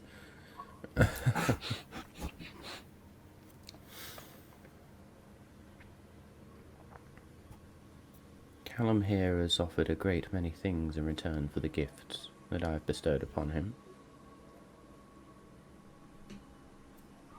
I'm willing to trade. What do you have to trade? Seems proper and fair. I have a seed that I could trade that you might be interested in. Seed. Or, I mean, I don't really want to trade it, but I also have this, and he's going to pull from his inside pocket a shard, a magnificent like gemstone that he's going to hold in his hand and be like, but if it will get us the information that you know, or you could help us, then I guess I'd be happy to part ways with it. She is going to look at this shard. You may keep that. I have no interest in these dark things. Oh. Jewel will just pull her cloak round her dagger. What would you like? I mean, I've got quite a lot of items in my bag here. If I've got silver, I've got ancient coins, or did you have something more personal you wanted to trade? You seek to give me iron. No. I was just giving an example. I'm not quite sure what the protocol is trading with such a omnipotent being. I'm used to trading with lowly humanoids, not magnificent creatures. What is the protocol? Somebody help me. Callum, save me from this. Joel's going to look at Callum. Callum, is there something you might be able to help us with here? We were a little lost for the second time this evening. What did you trade, Callum? My friends, that is my story to tell, perhaps later, but...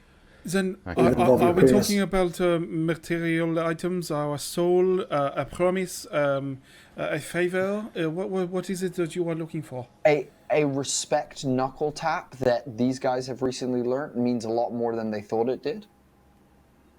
Like I You would said, give a me a soul, favour. a promise,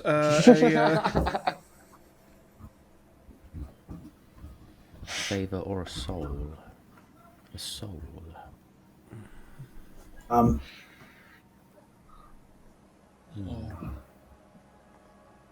How about he was this? joking, right?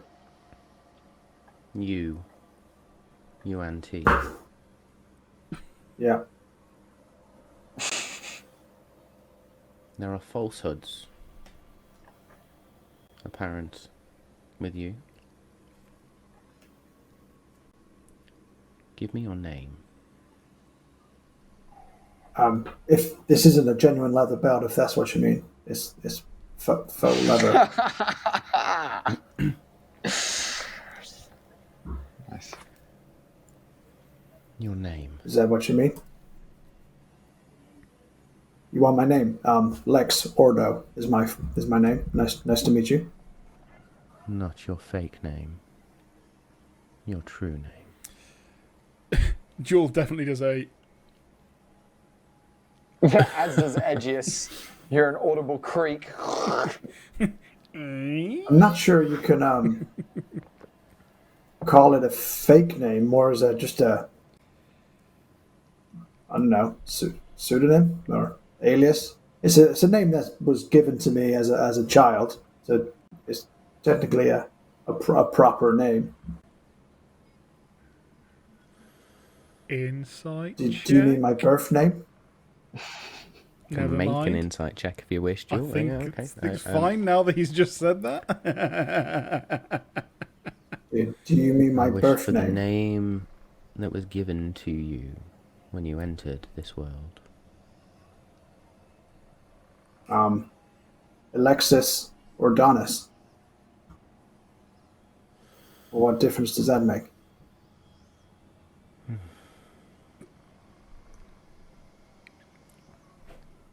I am grateful for this.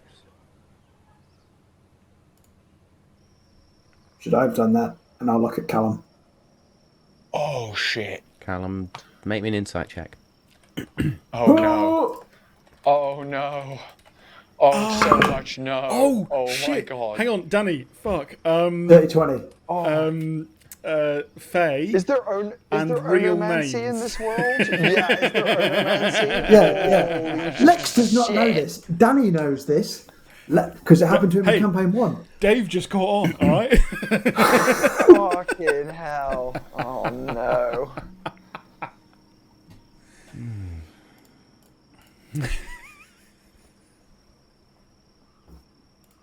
Yeah, sorry, your insight check there, Danny. Was a dirty 20. Callum looks disgusted with himself. That's not helping me, Callum, is it?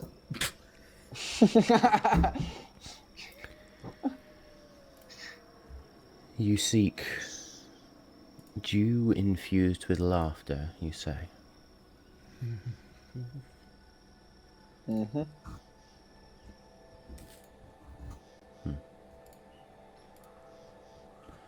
For a name,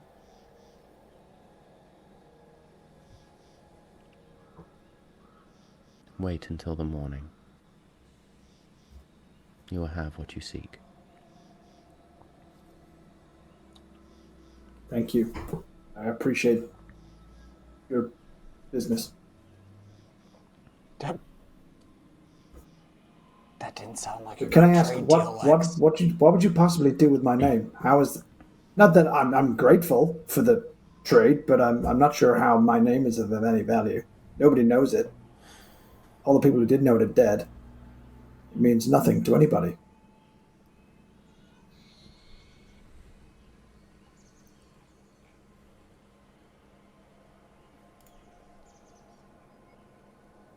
You have given it nonetheless. Okay, And I am grateful for this. you are welcome. She winces at those words.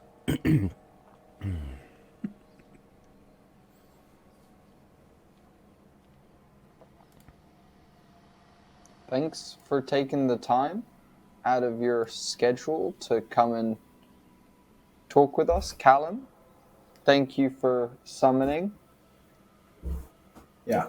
I hope to heal the portal to your world very soon, so we may meet Yes. again. We are on it. Because Edgius wants to try your delectable food.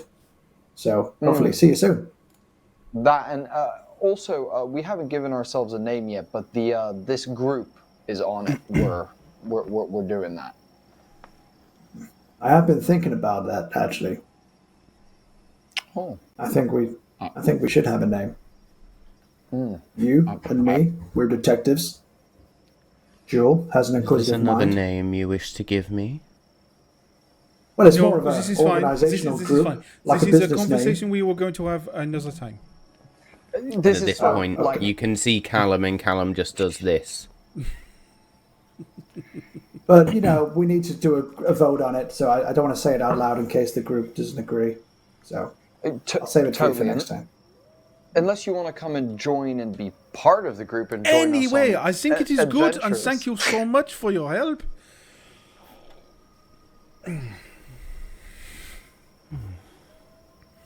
Look back to Callum like, fucking cut it off. I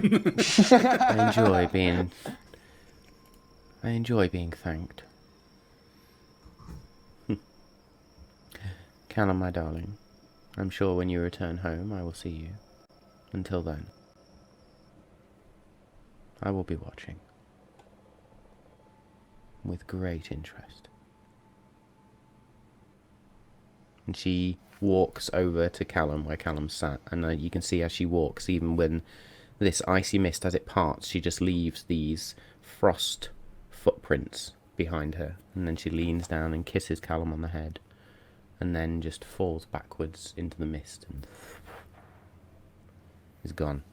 Joel will immediately stand up and be like, Lex, we really have to speak about your timing and the amount of information you give away. If we are going to try and have the upper hand on people, then we have to try and keep as much of it behind. I really don't understand what the big deal is. You can't do anything with that name. It means nothing. But the point is, you can't blackmail me. It's out in the open. I've got a birth name. Somebody knows it, Lex. And the point is... Lex. I'm sorry, my friends. I should have. In all the craziness, I didn't think. There are rules when dealing with the Fae. What rules? What does this mean? Do not accept a gift from the Fae. Do not consume the food and drink they give you. Never dance with a Fae. Never tell a Fae your full name. Never stray from the path. Always be polite, but never say thank you. Well, always keep sorry, your where was this it would have been a lot easier if you would have said that. We were going to come first with them. Get a gift? That was what you took from that. That was the only thing you took from that warning. I was young and foolish at the time. I had strayed well beyond home. I have paid my debt. Am I indebted Alex, you have given a spirit, a powerful Fae spirit, your name. This gives them power. And we have also thanked them multiple times.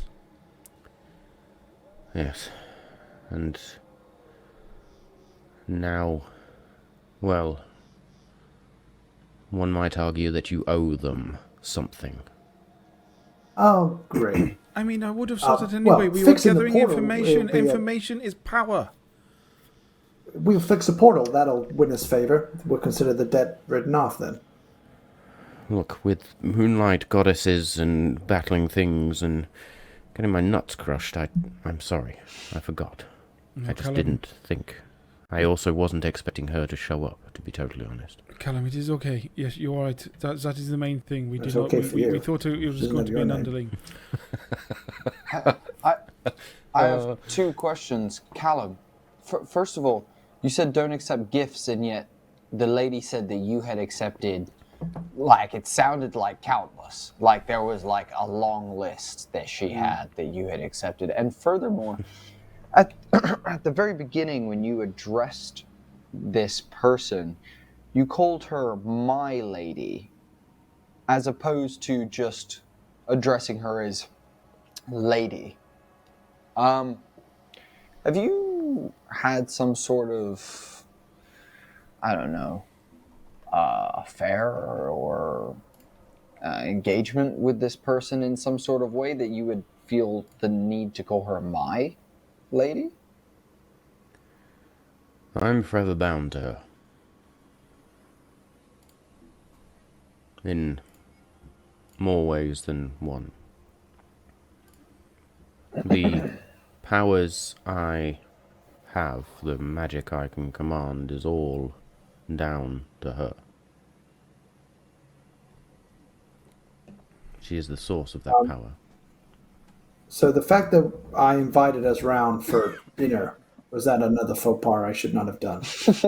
Considering the whole food and drink thing. I think they can drink ours. I think you will be okay on that front, but we owe her now, or you owe her, and she also in the owns standard way. part of you now, Lex. Oh, There is nothing standard about the Fae. They are. I mean, in the Mirthsome, they are standard tricksy. way, the first part is true. They have given us information we owe them. In the second part, that is only not what we are used to here. she's not going to create chaos out of me, is she? Can she afraid, if she owns friend, me, can I she do not control know. me? Potentially. Because the thought of chaos magic from the Fae is freaking Lex out, obviously, because it's order, and logic. So the fact that he might have some wild magic Lorder. knocking about now because of this crazy lady. Okay, so I'm sorry to bring us a conversation back. Have we got the information we need?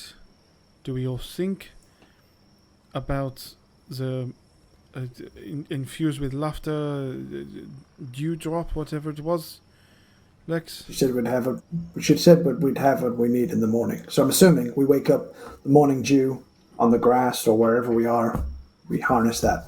I think it'll become obvious Okay. when we wake We'll up. we'll have to laugh really hard at some water drops. Yeah. That instruction was not given, but you Okay. can try it, I suppose. Look, I was just thinking about how to infuse it, but let's that makes let's sense. ignore all the potential issues we have just brought on ourselves. It seems that the second bit is well on the way. So, what is the last thing we need to do, Lex? Get hold of a star-touched crystal. Okay. Does anybody here know about the Stardust Crystal? And if there is anything that we can get? My running theory is a meteorite. It is a good theory I am quite on board with. I'm about it too. We could go to maybe a. Is there anything nearby in the forest here? Does- Of Dwyer? Does Lex know if there is... Actually, I'll just ask the group. Your world-traveled individuals, do you know of anybody who may study the stars? Or, like, I think they call them astronomers or something? Lex, was Travis Pastrana? there a crystal in one of those metallic bodies we found in the battlefield? Can you remember? I'll roll a history check, because Danny does not. I rolled a I know, one, so Danny and Lex does not know. Good, marvelous, well done there. That definitely deserves a nut. Have we ever met any astrologers? Astrologists? Astrology people? Make me a history check. Astrologers or astronomers? Two very Well, it depends whether you want to know about the stars or whether you're Whether Aries you're or going to trip over next Gemini. Thursday. Gemini, yeah.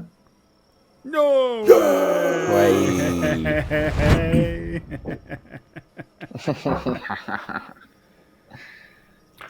So, Edgius, you have travelled quite a bit.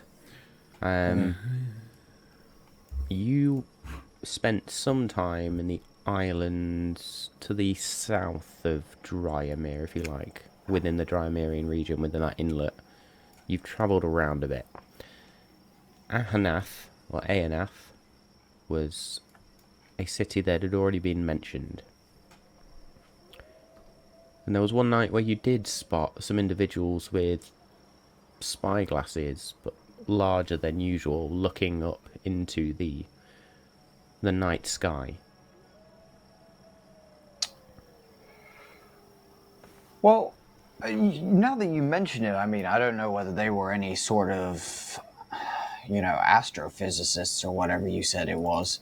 But there was some people, some humanoids that were using spyglasses down Aanath. Last time I was there, I mean, that would be the only place I would know to start looking for that type of person. Is there? Yeah, that's my best lead. Does anyone else have anything? You'll look around the group to Callum and Jewel and Lex.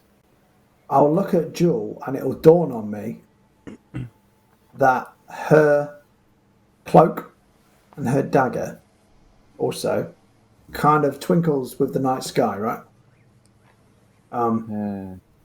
Jewel, The cloak especially. Yeah, the cloak is kind of looks like the night sky, right? Could you ask the person who gifted you that if they could do the same thing to a crystal? I have not openly communed from what is the word?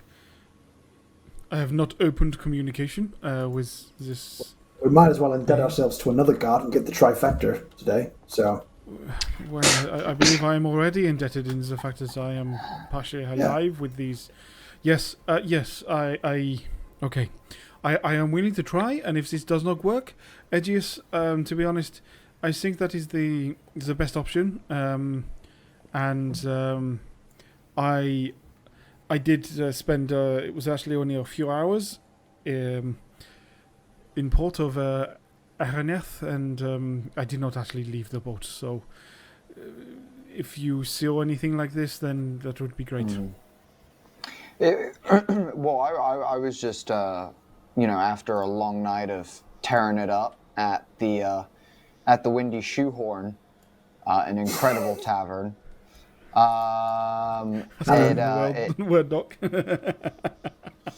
And it was, an incredible tavern. I'm not sure if any of you have ever been there. It's many stories, large hollow center, multiple floors, gorgeous big chandelier.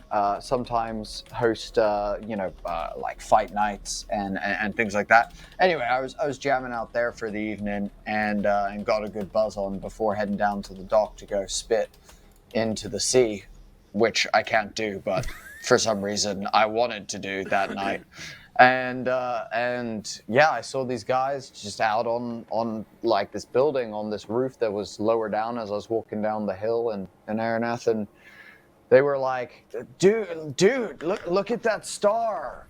Whoa, and like something like that. I honestly, I wasn't listening too hard and was a little bit too buzzed. But on the plus side, when we try with the whole third god of the day, I have my crystal here that we could possibly infuse, and he's gonna whip out his shard, his outer essence shard, and be like, this, we could maybe. It's not a pure crystal, but it's a crystal of sorts, and he's gonna present it to the group to see if anyone don't know. Can I just do a sneaky arcana check on the crystal to see how I feel about it? You can. 17. 17. You'll get one vibe story. This magical vibes. So I need to. Bear with me just a second. Jewel would also look at Edgius like, offering the stone, like, what am I meant to do with it? You're like, this is worthless. I can't sell this. He would give a suggestive thought, like body language of, I don't fucking know, kind of shrug. So, as you look at this shard, Lex, and sort of extend your magical capabilities towards it, you can feel the chaos contained within this relatively small crystal. No offense, but I do not want feel- any part of that crystal. Oh, sorry. You also feel the fact that this is extraplanar in nature. That is pure chaos inside of there. But it is not from this here? plane. Where did you get it from? When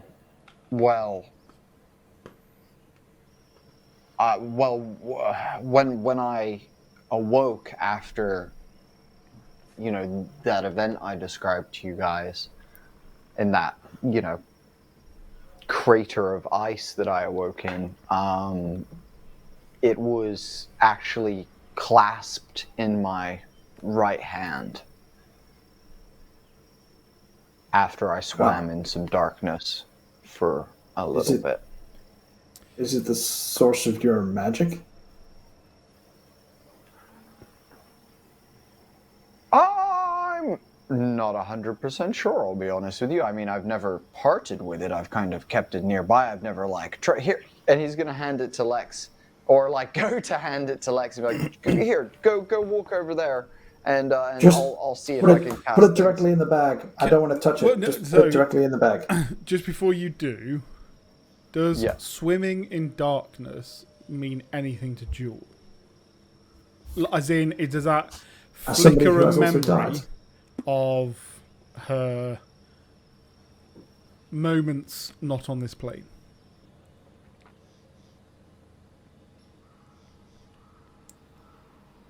Make me an Arcana check, please. That's going to go well. What's an Arcana? Or... No, an Arcana check, please. Yeah. 11. 11. Feels like it could be similar, but you also don't recall swimming. Yeah. The intrigue after our, shoulder shrug towards each other, I have no idea what you're on about. The description intrigues Jewel, and certainly has no inclination that this is anything other than a piece of quartz or anything else like that. And Lex is just weird about stuff. So as he's saying, put it in the bag, will unapologetically just grab it and have a look. I just hands it to you and starts taking steps away. And starts backing up. Doesn't really notice what you're doing. Is now going to look into it to see if there's any recognition of, kind of trying to spin it round and turn it around like it's. Can she see the weird reflection that suddenly would show her what she believes to be the astral plane? It's kind of one of those hey, we might as well give it a go. Let's have a look, sort of things. Is she suddenly going to see starlight suddenly reflected off one end?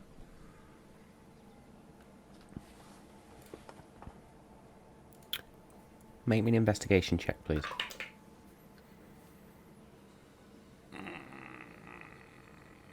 25. 25. As you stare into this gemstone, and properly stare into it, you see things, horrors, creatures beyond understanding, in an abyss of roiling power and chaos. This is not just extraplanar. You've been to the space between planes, and this is beyond even that.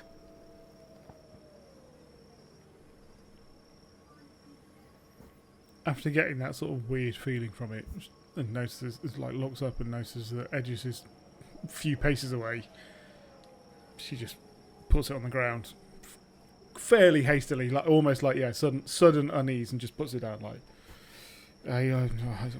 Be gentle with it. Whoa. Be gentle with it. God. He's going to keep backing up, though.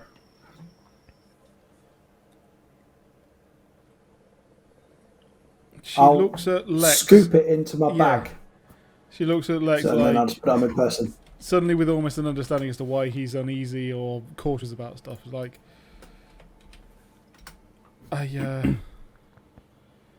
For a moment, I kind of forgot why I ate arcane items.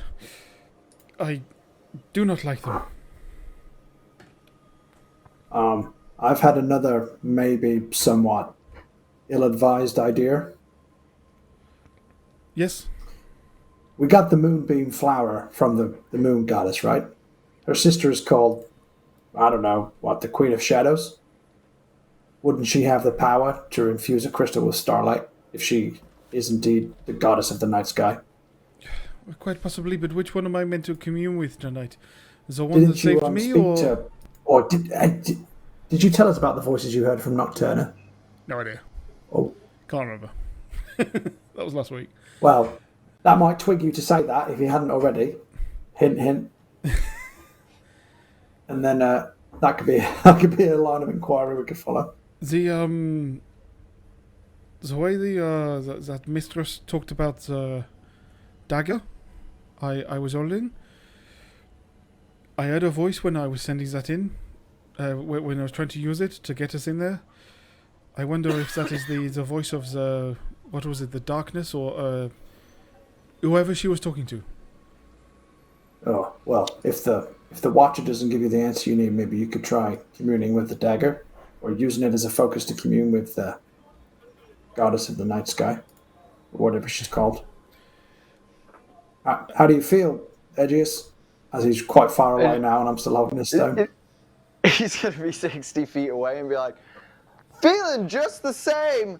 Here, let me try this. And he's going to try and cast Gust just at some like branches above him of the trees.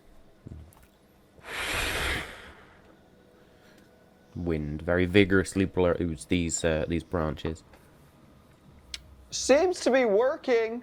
I'll cast Mage Hand, which Edgius's Mage Hand is kind of this like almost like rotted, like a zombie-like hand, basically, that has like bones sticking out the top.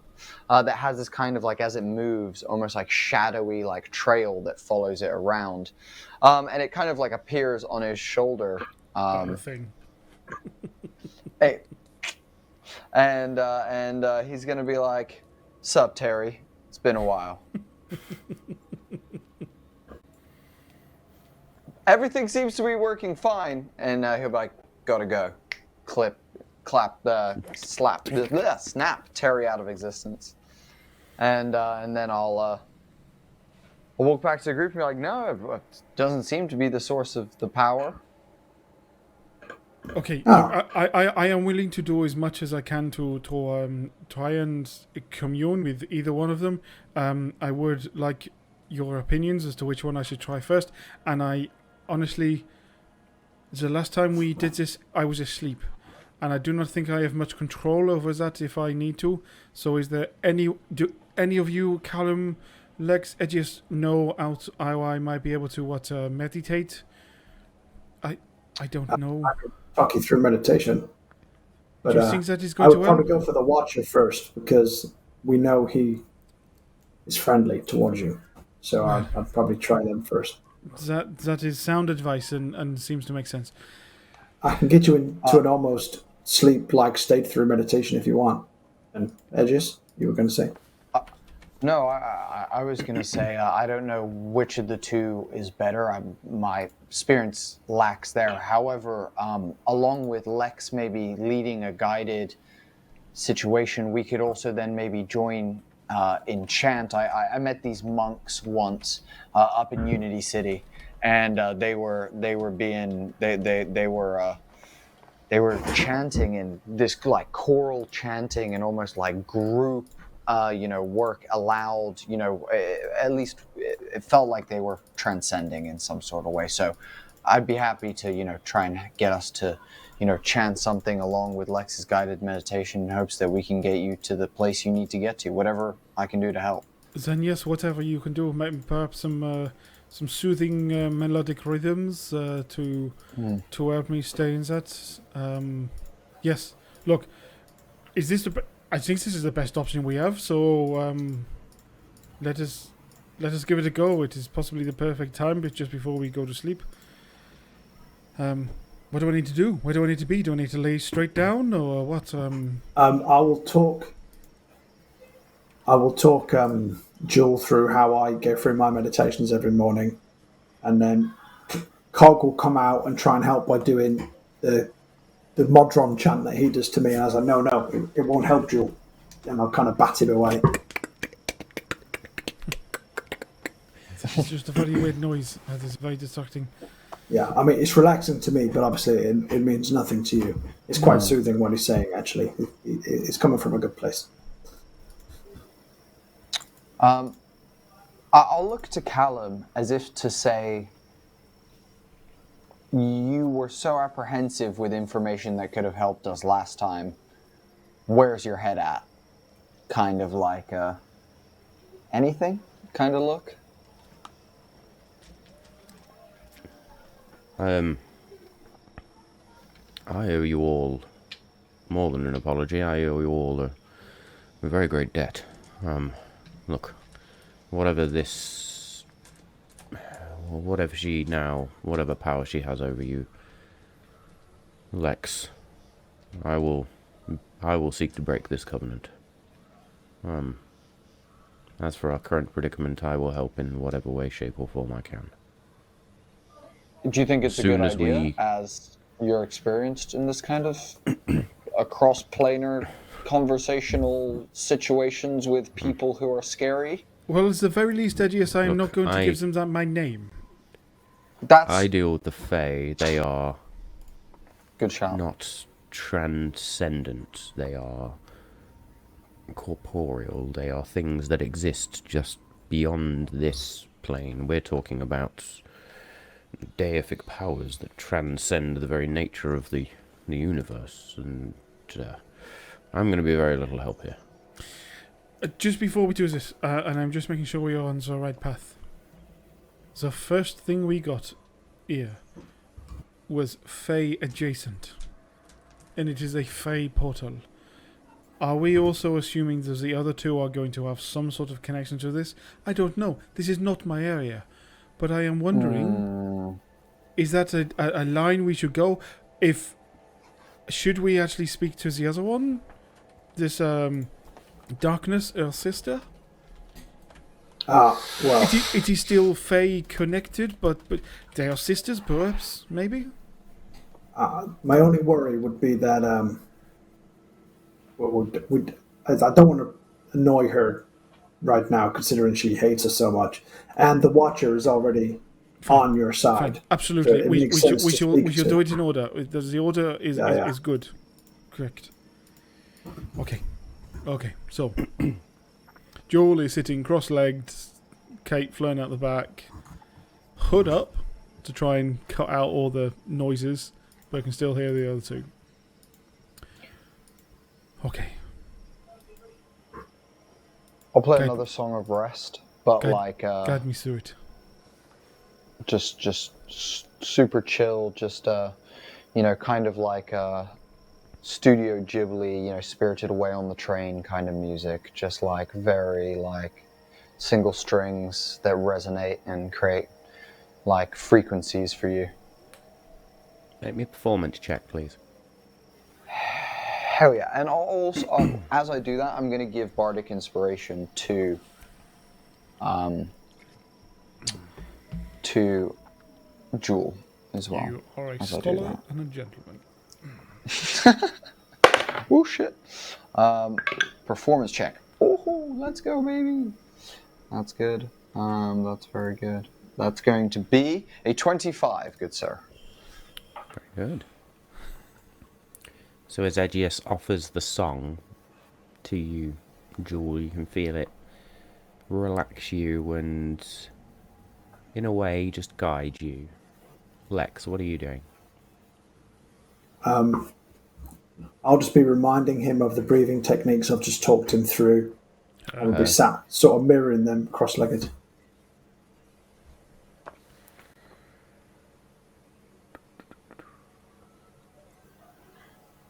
Make me a persuasion check, please. 21. Hell yeah. Very good. And Jewel, then, you are sat. Sat? Laid down? Sat cross-legged. Sat, cross-legged. Eyes closed, listening to this eyes music. Closed, head slightly down, hood up, but like obviously opposites to Lex. And listening to Lex's voice amongst this background of somewhat ethereal music now.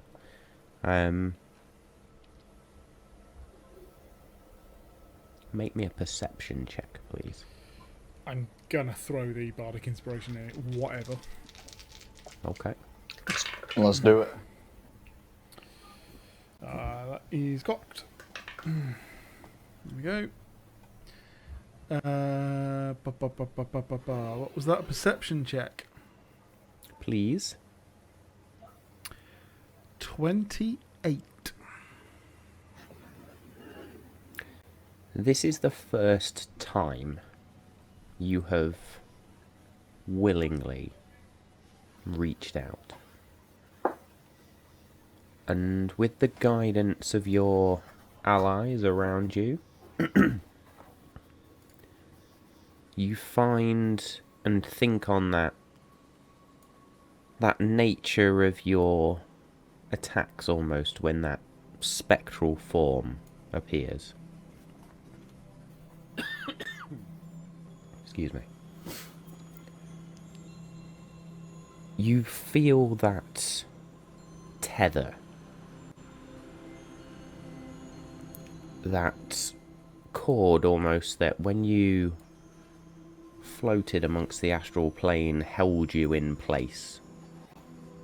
And you focus in on that, and it's almost like your mind just separates for a moment.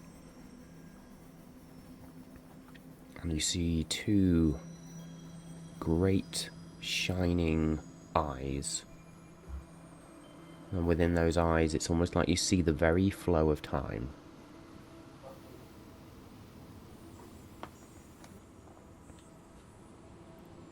Watcher, are you here? Can you help me? We search for a star-touched crystal. I do not know where to look. And all I remember is the stars of the endless veil to which I look upon now. Am I looking in the right direction? Or should I be looking further afield? Make me a persuasion check, please. Persuasion. Oh, there it is. Persuasion 17.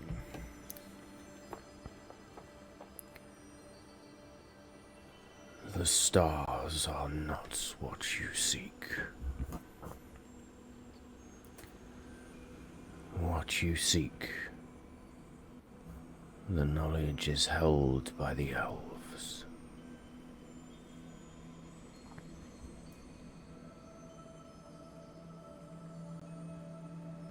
I am not looking for the stars? Oh. Right.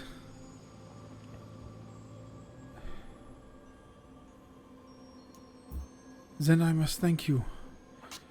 I was very hesitant of the connection we have had, but I have grown to appreciate them, and I hope you do truly wish no harm for me.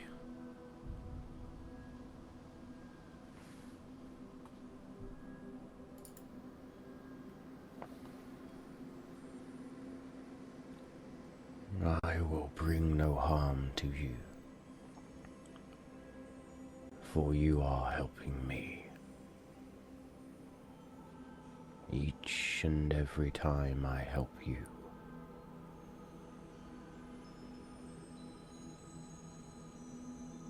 the threads of fate are weaving once again.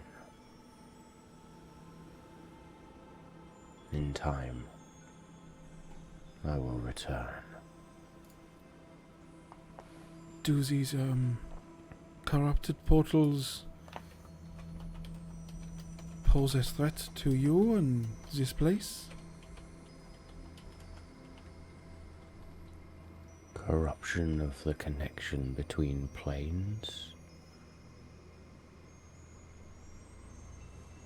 would be a danger to all.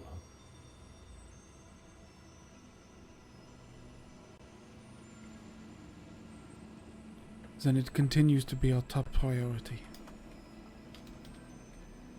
I shall search out the elves.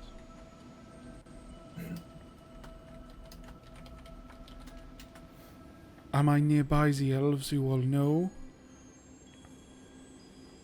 the knowledge we seek?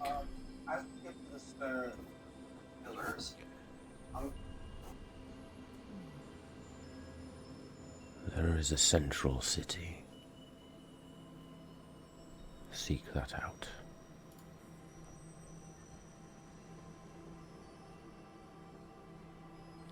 Thank you. I am indebted, as I was when I returned.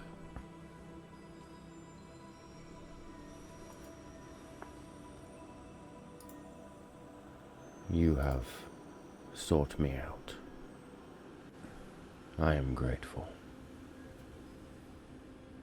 Go with my blessing, Jewel. And thank you for giving me hope. Can Jewel insight check that? Yes. Jewel is looking for... Is that an eager, over-eager personality that is, you're finally setting me free, more ha-ha, or just a, I've wanted to return to help for so long. That's the type of balance. It's an 11. 11. You're staring into the eyes of a being that could well be as powerful as a god. Trying to read that. Yeah. It is difficult. Yeah. Cool.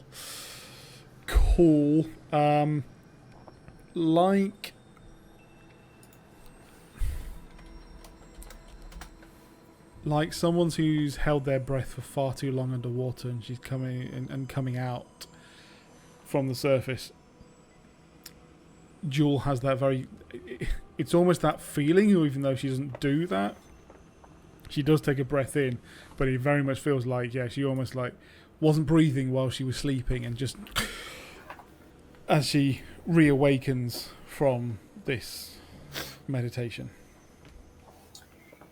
You see, as you awaken, Callum and Aegeus are very close to Jewel and have been circling Jewel and chanting around them as they've been singing. So we're like very, very close to you and just like up in your business as we're circling and chanting around you as Lex is leading us in this chant.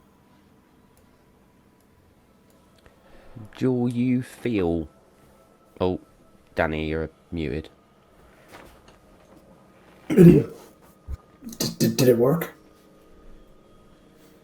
So, just before you reply there, Jewel, you feel your cloak and your hood around you. And there is just the slightest glow of starlight. And there is something new. Something new about your very being. And as you look down at your forearm, there is the slightest pattern in the fur. An hourglass with an eye that intersects it. And I'm going to send you a little DM's whisper. Shit's getting real, boys. Shit's getting real. Well, everyone's going to be a fucking warlock by the end of this campaign. Jesus Christ. We're heading that freaking way at this point. So I would respond to Lex.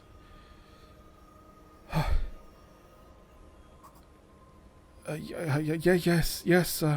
I communed. I spoke to them. Can they do it? Can they help us? In the sense of giving us the right information, we are on the right track, I believe. We need to find a central city of the elves. They have Central City. They have You see- the information we speak. We You seek. see Edgius just kind of like almost, If he had eyes, they would have lit up. But you see him just turn into the moonlight as his skull holes light up. And he goes, wait. Can you repeat that last bit, the last thing that you said? Yes. The elves have the information we seek in a central city. Have either of you, by chance, been to a place known as the Dryad's Gate? I have not, but it is Nope. fairly close to where I have lived. Well, to say I have Well- not isn't true. I have been once on a trip, but I do not know it. It is the largest city of the area. As far as I know, it's the most central part of the region as well. It doesn't get more bang, smack, center, in the middle, whap bang, kind of situation. Absolutely. It is east of my home village. And yes, even though it is such a large place, we were quite, we like to stick to our local area. And so I did actually not go there very often, if, as I say, only the once. Are you from Stonebark? By just like any chance? I am indeed. You know what? I knew your accent was from Stonebark. I knew it. Like I was saying to Cavan the other day when we were walking, I was like, I knew it. I knew it. Okay. I mean, the Dryad's Gate is. How long is it, GM, from here? Couple of days? Twice as long as we just At took least. from Moore's Tasty, yeah.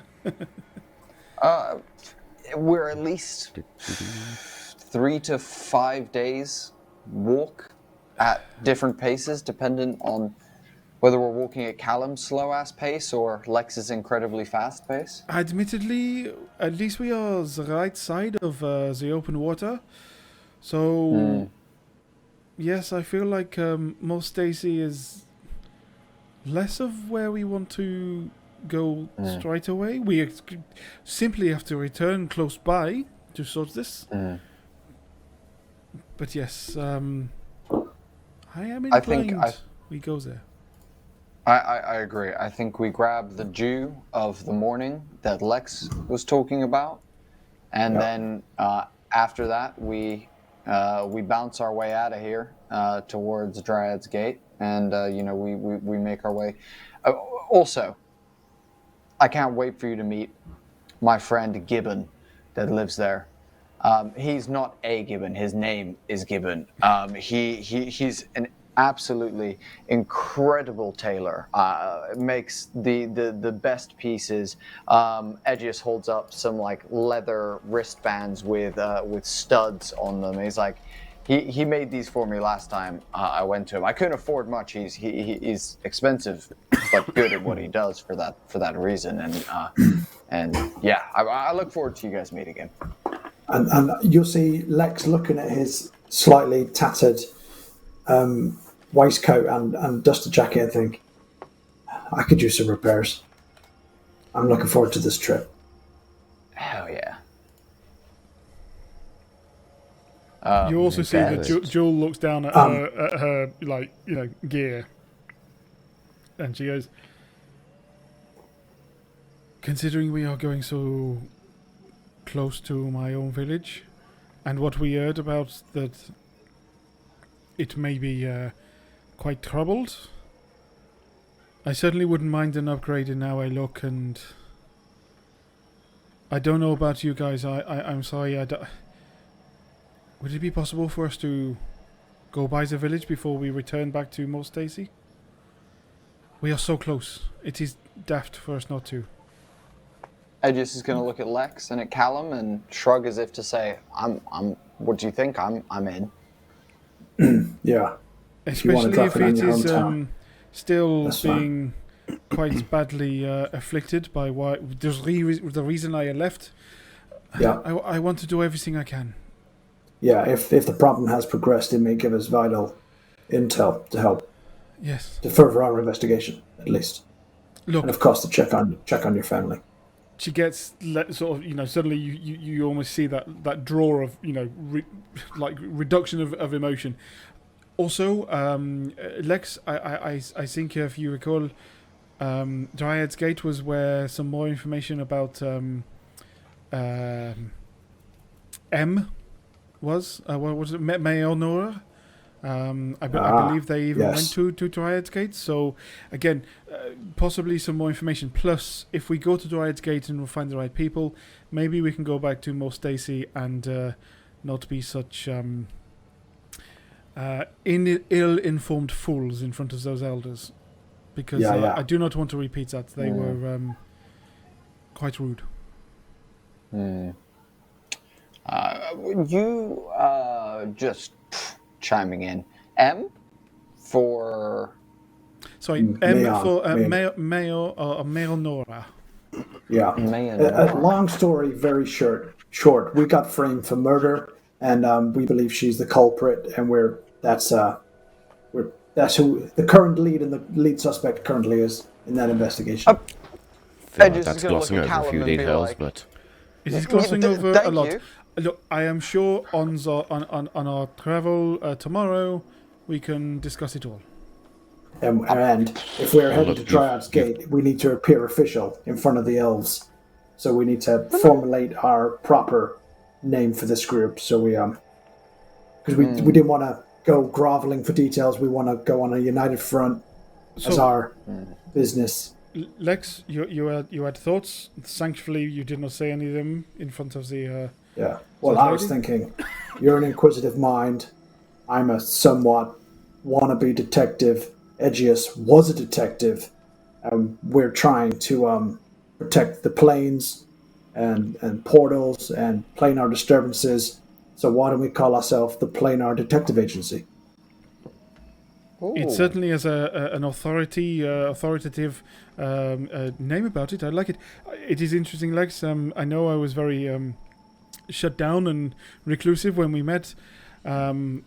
Yes, since leaving Stoneback Village, I have not only tried to look after, find this M, even though I did not know who I was looking for. I was just simply following a thread. That took me into a lot of investigation and moving into official records and trying to search for any record of passings and stuff. Yes, my investigation has fallen lax of late, but I do like this. This would be very nice. It makes us seem a lot more grandiose and knowledgeable than we might actually be. You don't think that we might be able to... I can forge some official paperwork that makes us like we are on the path of somebody else. We are on someone's pay, on someone's role, so that we are actually looking for them, not us. It always helps to have one degree of separation, and perhaps we can create some sigils, some badges, make it look again all the more authentic. Edgius at that point sew. reaches into his pocket and pulls out something that he has kind of left untouched for a while. It's in a pocket that he doesn't go into very often, full of things that he often doesn't like looking at. But he pulls out from inside his pocket a stack of about 50 business cards that say on the front, Edgius Jones Detective Agency, and he pulls out a piece of charcoal and scratches through the edgiest bit and writes the Planar Detective Agency, PDAL, like limited, basically, and flips it over on the back, writes Jewel, Lex, Edgius, and then puts Callum and then a K at the bottom, like just in the corner, like a small K with like a little question mark next to it. As he steps forward and hands the card to Jules and goes, Edgius Bones, part of the Planar Detective Agency. It's a pleasure to meet you, and hands the card over. She'll look at you, smile, and go, well, you need to work on your introduction, but I like the idea. Perhaps I got will... Got all bone It's twisted. hard It's to a lack pronounce of lips. planar It's without difficult. lip. Yeah. Yes, We were there at the same time. I shall... on our next downtime, I shall draw up some cards, and we can get them replicated when we reach Dryad's Gate. I quite like the idea of having a badge. Then yes. As you'll notice, Lex is quite unusually giddy. I haven't meditated in a couple of days, by the way, so I'm full of emotion rather than... I suddenly get Not the successfully, idea. anyway. I suddenly get the idea of Lex is exactly Castiel, so he's going to flip his badge open upside down every time, and he's just going to... And I feel like Edges is going to be like the Hong Kong Phooey type detective, where actually he gets all the credit, but he does none of the work, and he solves the crimes by accident. Exactly. It's all trips luck. over, I never mean to grabs do any hold, of it. grabs hold of the of the escaping person, just like, well, I caught another one. Does anyone have any spare coin? And Edgius is going to pull out a couple silver from his pocket. You need a business loan already? No. I've got an idea. Here, Jewel will bring just out trust me. 4 silver. Amazing. As you put them in his hand, Edgius, GM, and you can let me know how you feel about this. Edgius would like to try and cast Mold Earth to manipulate the coins into a badge for Lex. Make me an Arcana check, please. If this doesn't work, I'm sure we can find some smith or someone who can create I some need at Dryad's absolute Gate. silence. I need absolute silence to cast the spell. Sorry, I need absolute silence to cast the spell. I'm so sorry. I just really need to focus for this one. I'm really sorry.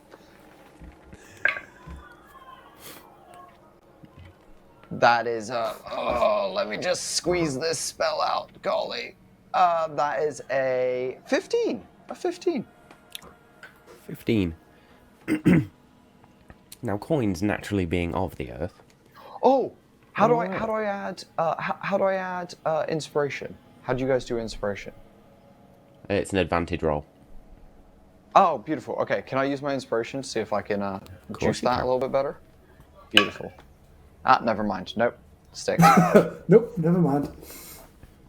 So coins, naturally being of the earth, but already shaped and formed, you take these and just begin to focus your magical abilities on it, and they begin to take the shape and the form of something with a name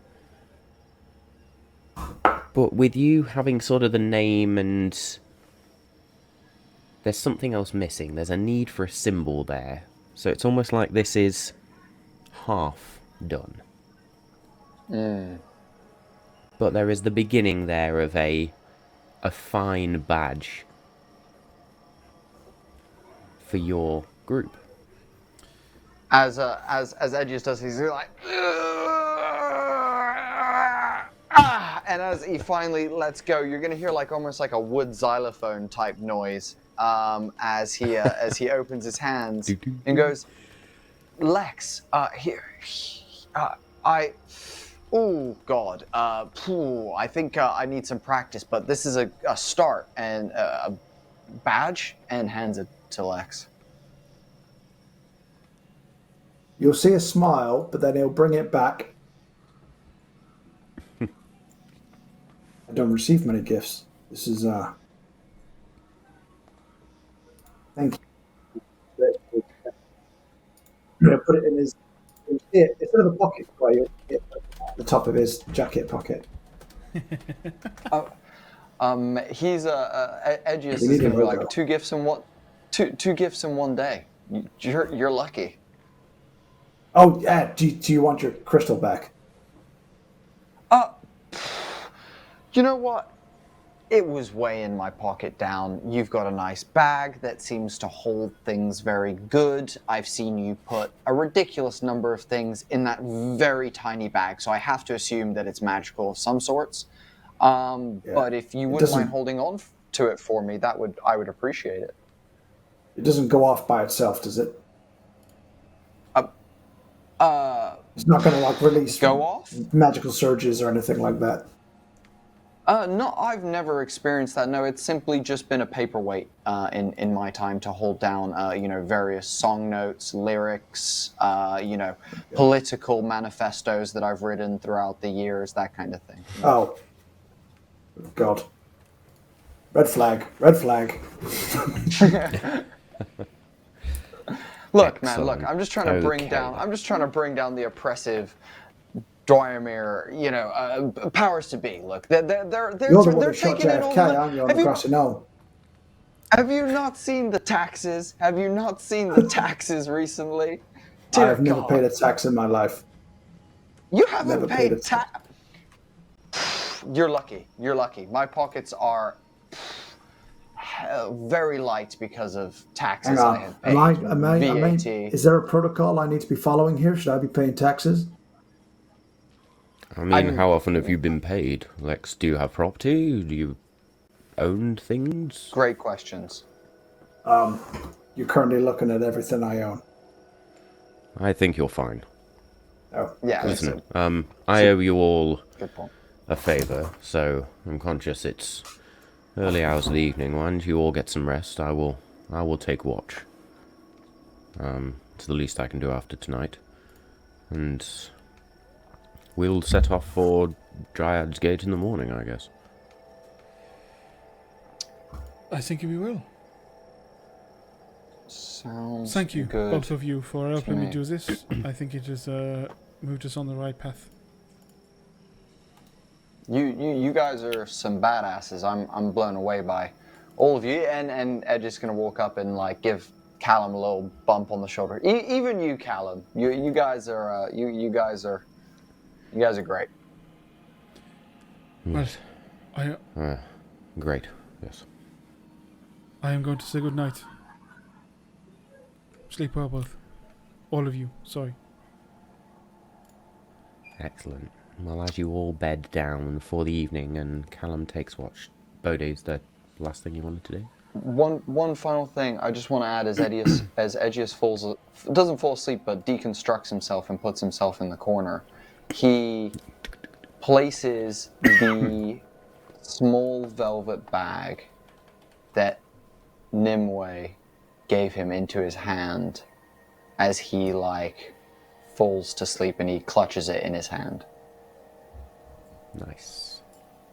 What is this chaotic crystal that I need to add to my bag of holding? Hold. As you all settle down for the evening and Callum takes watch, You all sort of fall instantly into this slumber or into your trance or however you rest.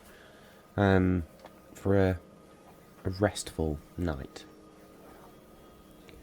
Unbeknownst to all, at one point during the evening, Cog just wakes up and just flutters down to the bag and reaches one of his feet in and just pulls out this small, ornate chest with 4 clawed feet on it and just places one of the claws into the centre of it, and it just and opens up. You bastard. And then Cog is going to reach the other claw into the bag and just pulls out that gemstone and just drops it into the box, shuts the box, and then places it back into the bag as it disappears. And then he's just going to... For context, Bodhi, that is a chest that I have in my possession that I cannot open to save my life, but Cog is the only one who can open it. And has shoved something else in there beforehand. And has just put your crystal in it. Little fucker. Yeah, put a like a planar mirror or something. I can't remember exactly what it was. That's the second gemstone. Yeah. That opens a portal. The second gemstone. So the necklace that we took that created the first portal that we closed down. Yeah, that was it. That necklace is in there, the astral plane necklace. Yeah. And now we've got the Dude, we're getting Jar Jar Dark Binks Shard. right now. We're No, we're not straight getting Jar up Jar getting Binks. Jar Jar Binks. No, we're not. We're not. Cog is Thanos. We just don't Yeah, know yet. exactly. Exactly. Oh my god. Fine, I'll do it myself. Cog, Excellent. you little fuck. So as Cog puts that chest back into the bag of holding then and shuts back down and just sort of rolls back to where Lex is sleeping, we will leave it there for this evening as we are massively over tonight, but that was a lot to unpack, a lot to digest. Amazing session. Thank you all for being awesome. Bodhi, thank you for joining us whilst being on holiday as well, because I appreciate you are away right now, but it's amazing to still have you here. Thank you so much. Thank you to all our viewers. Thank you to the Eldritch Press for our giveaway this evening. Thank you to my players. And thank you for all the support. I will try not to be coughing as much next week, so please forgive me for that. I did try to turn the mic down where I could when it didn't catch me off guard. But yes, hopefully back and fighting fit next week, but we will be back same time, same place next week. You can catch this episode on YouTube and podcast on Friday. But until next time, stay safe. We love you all, and we'll see you then.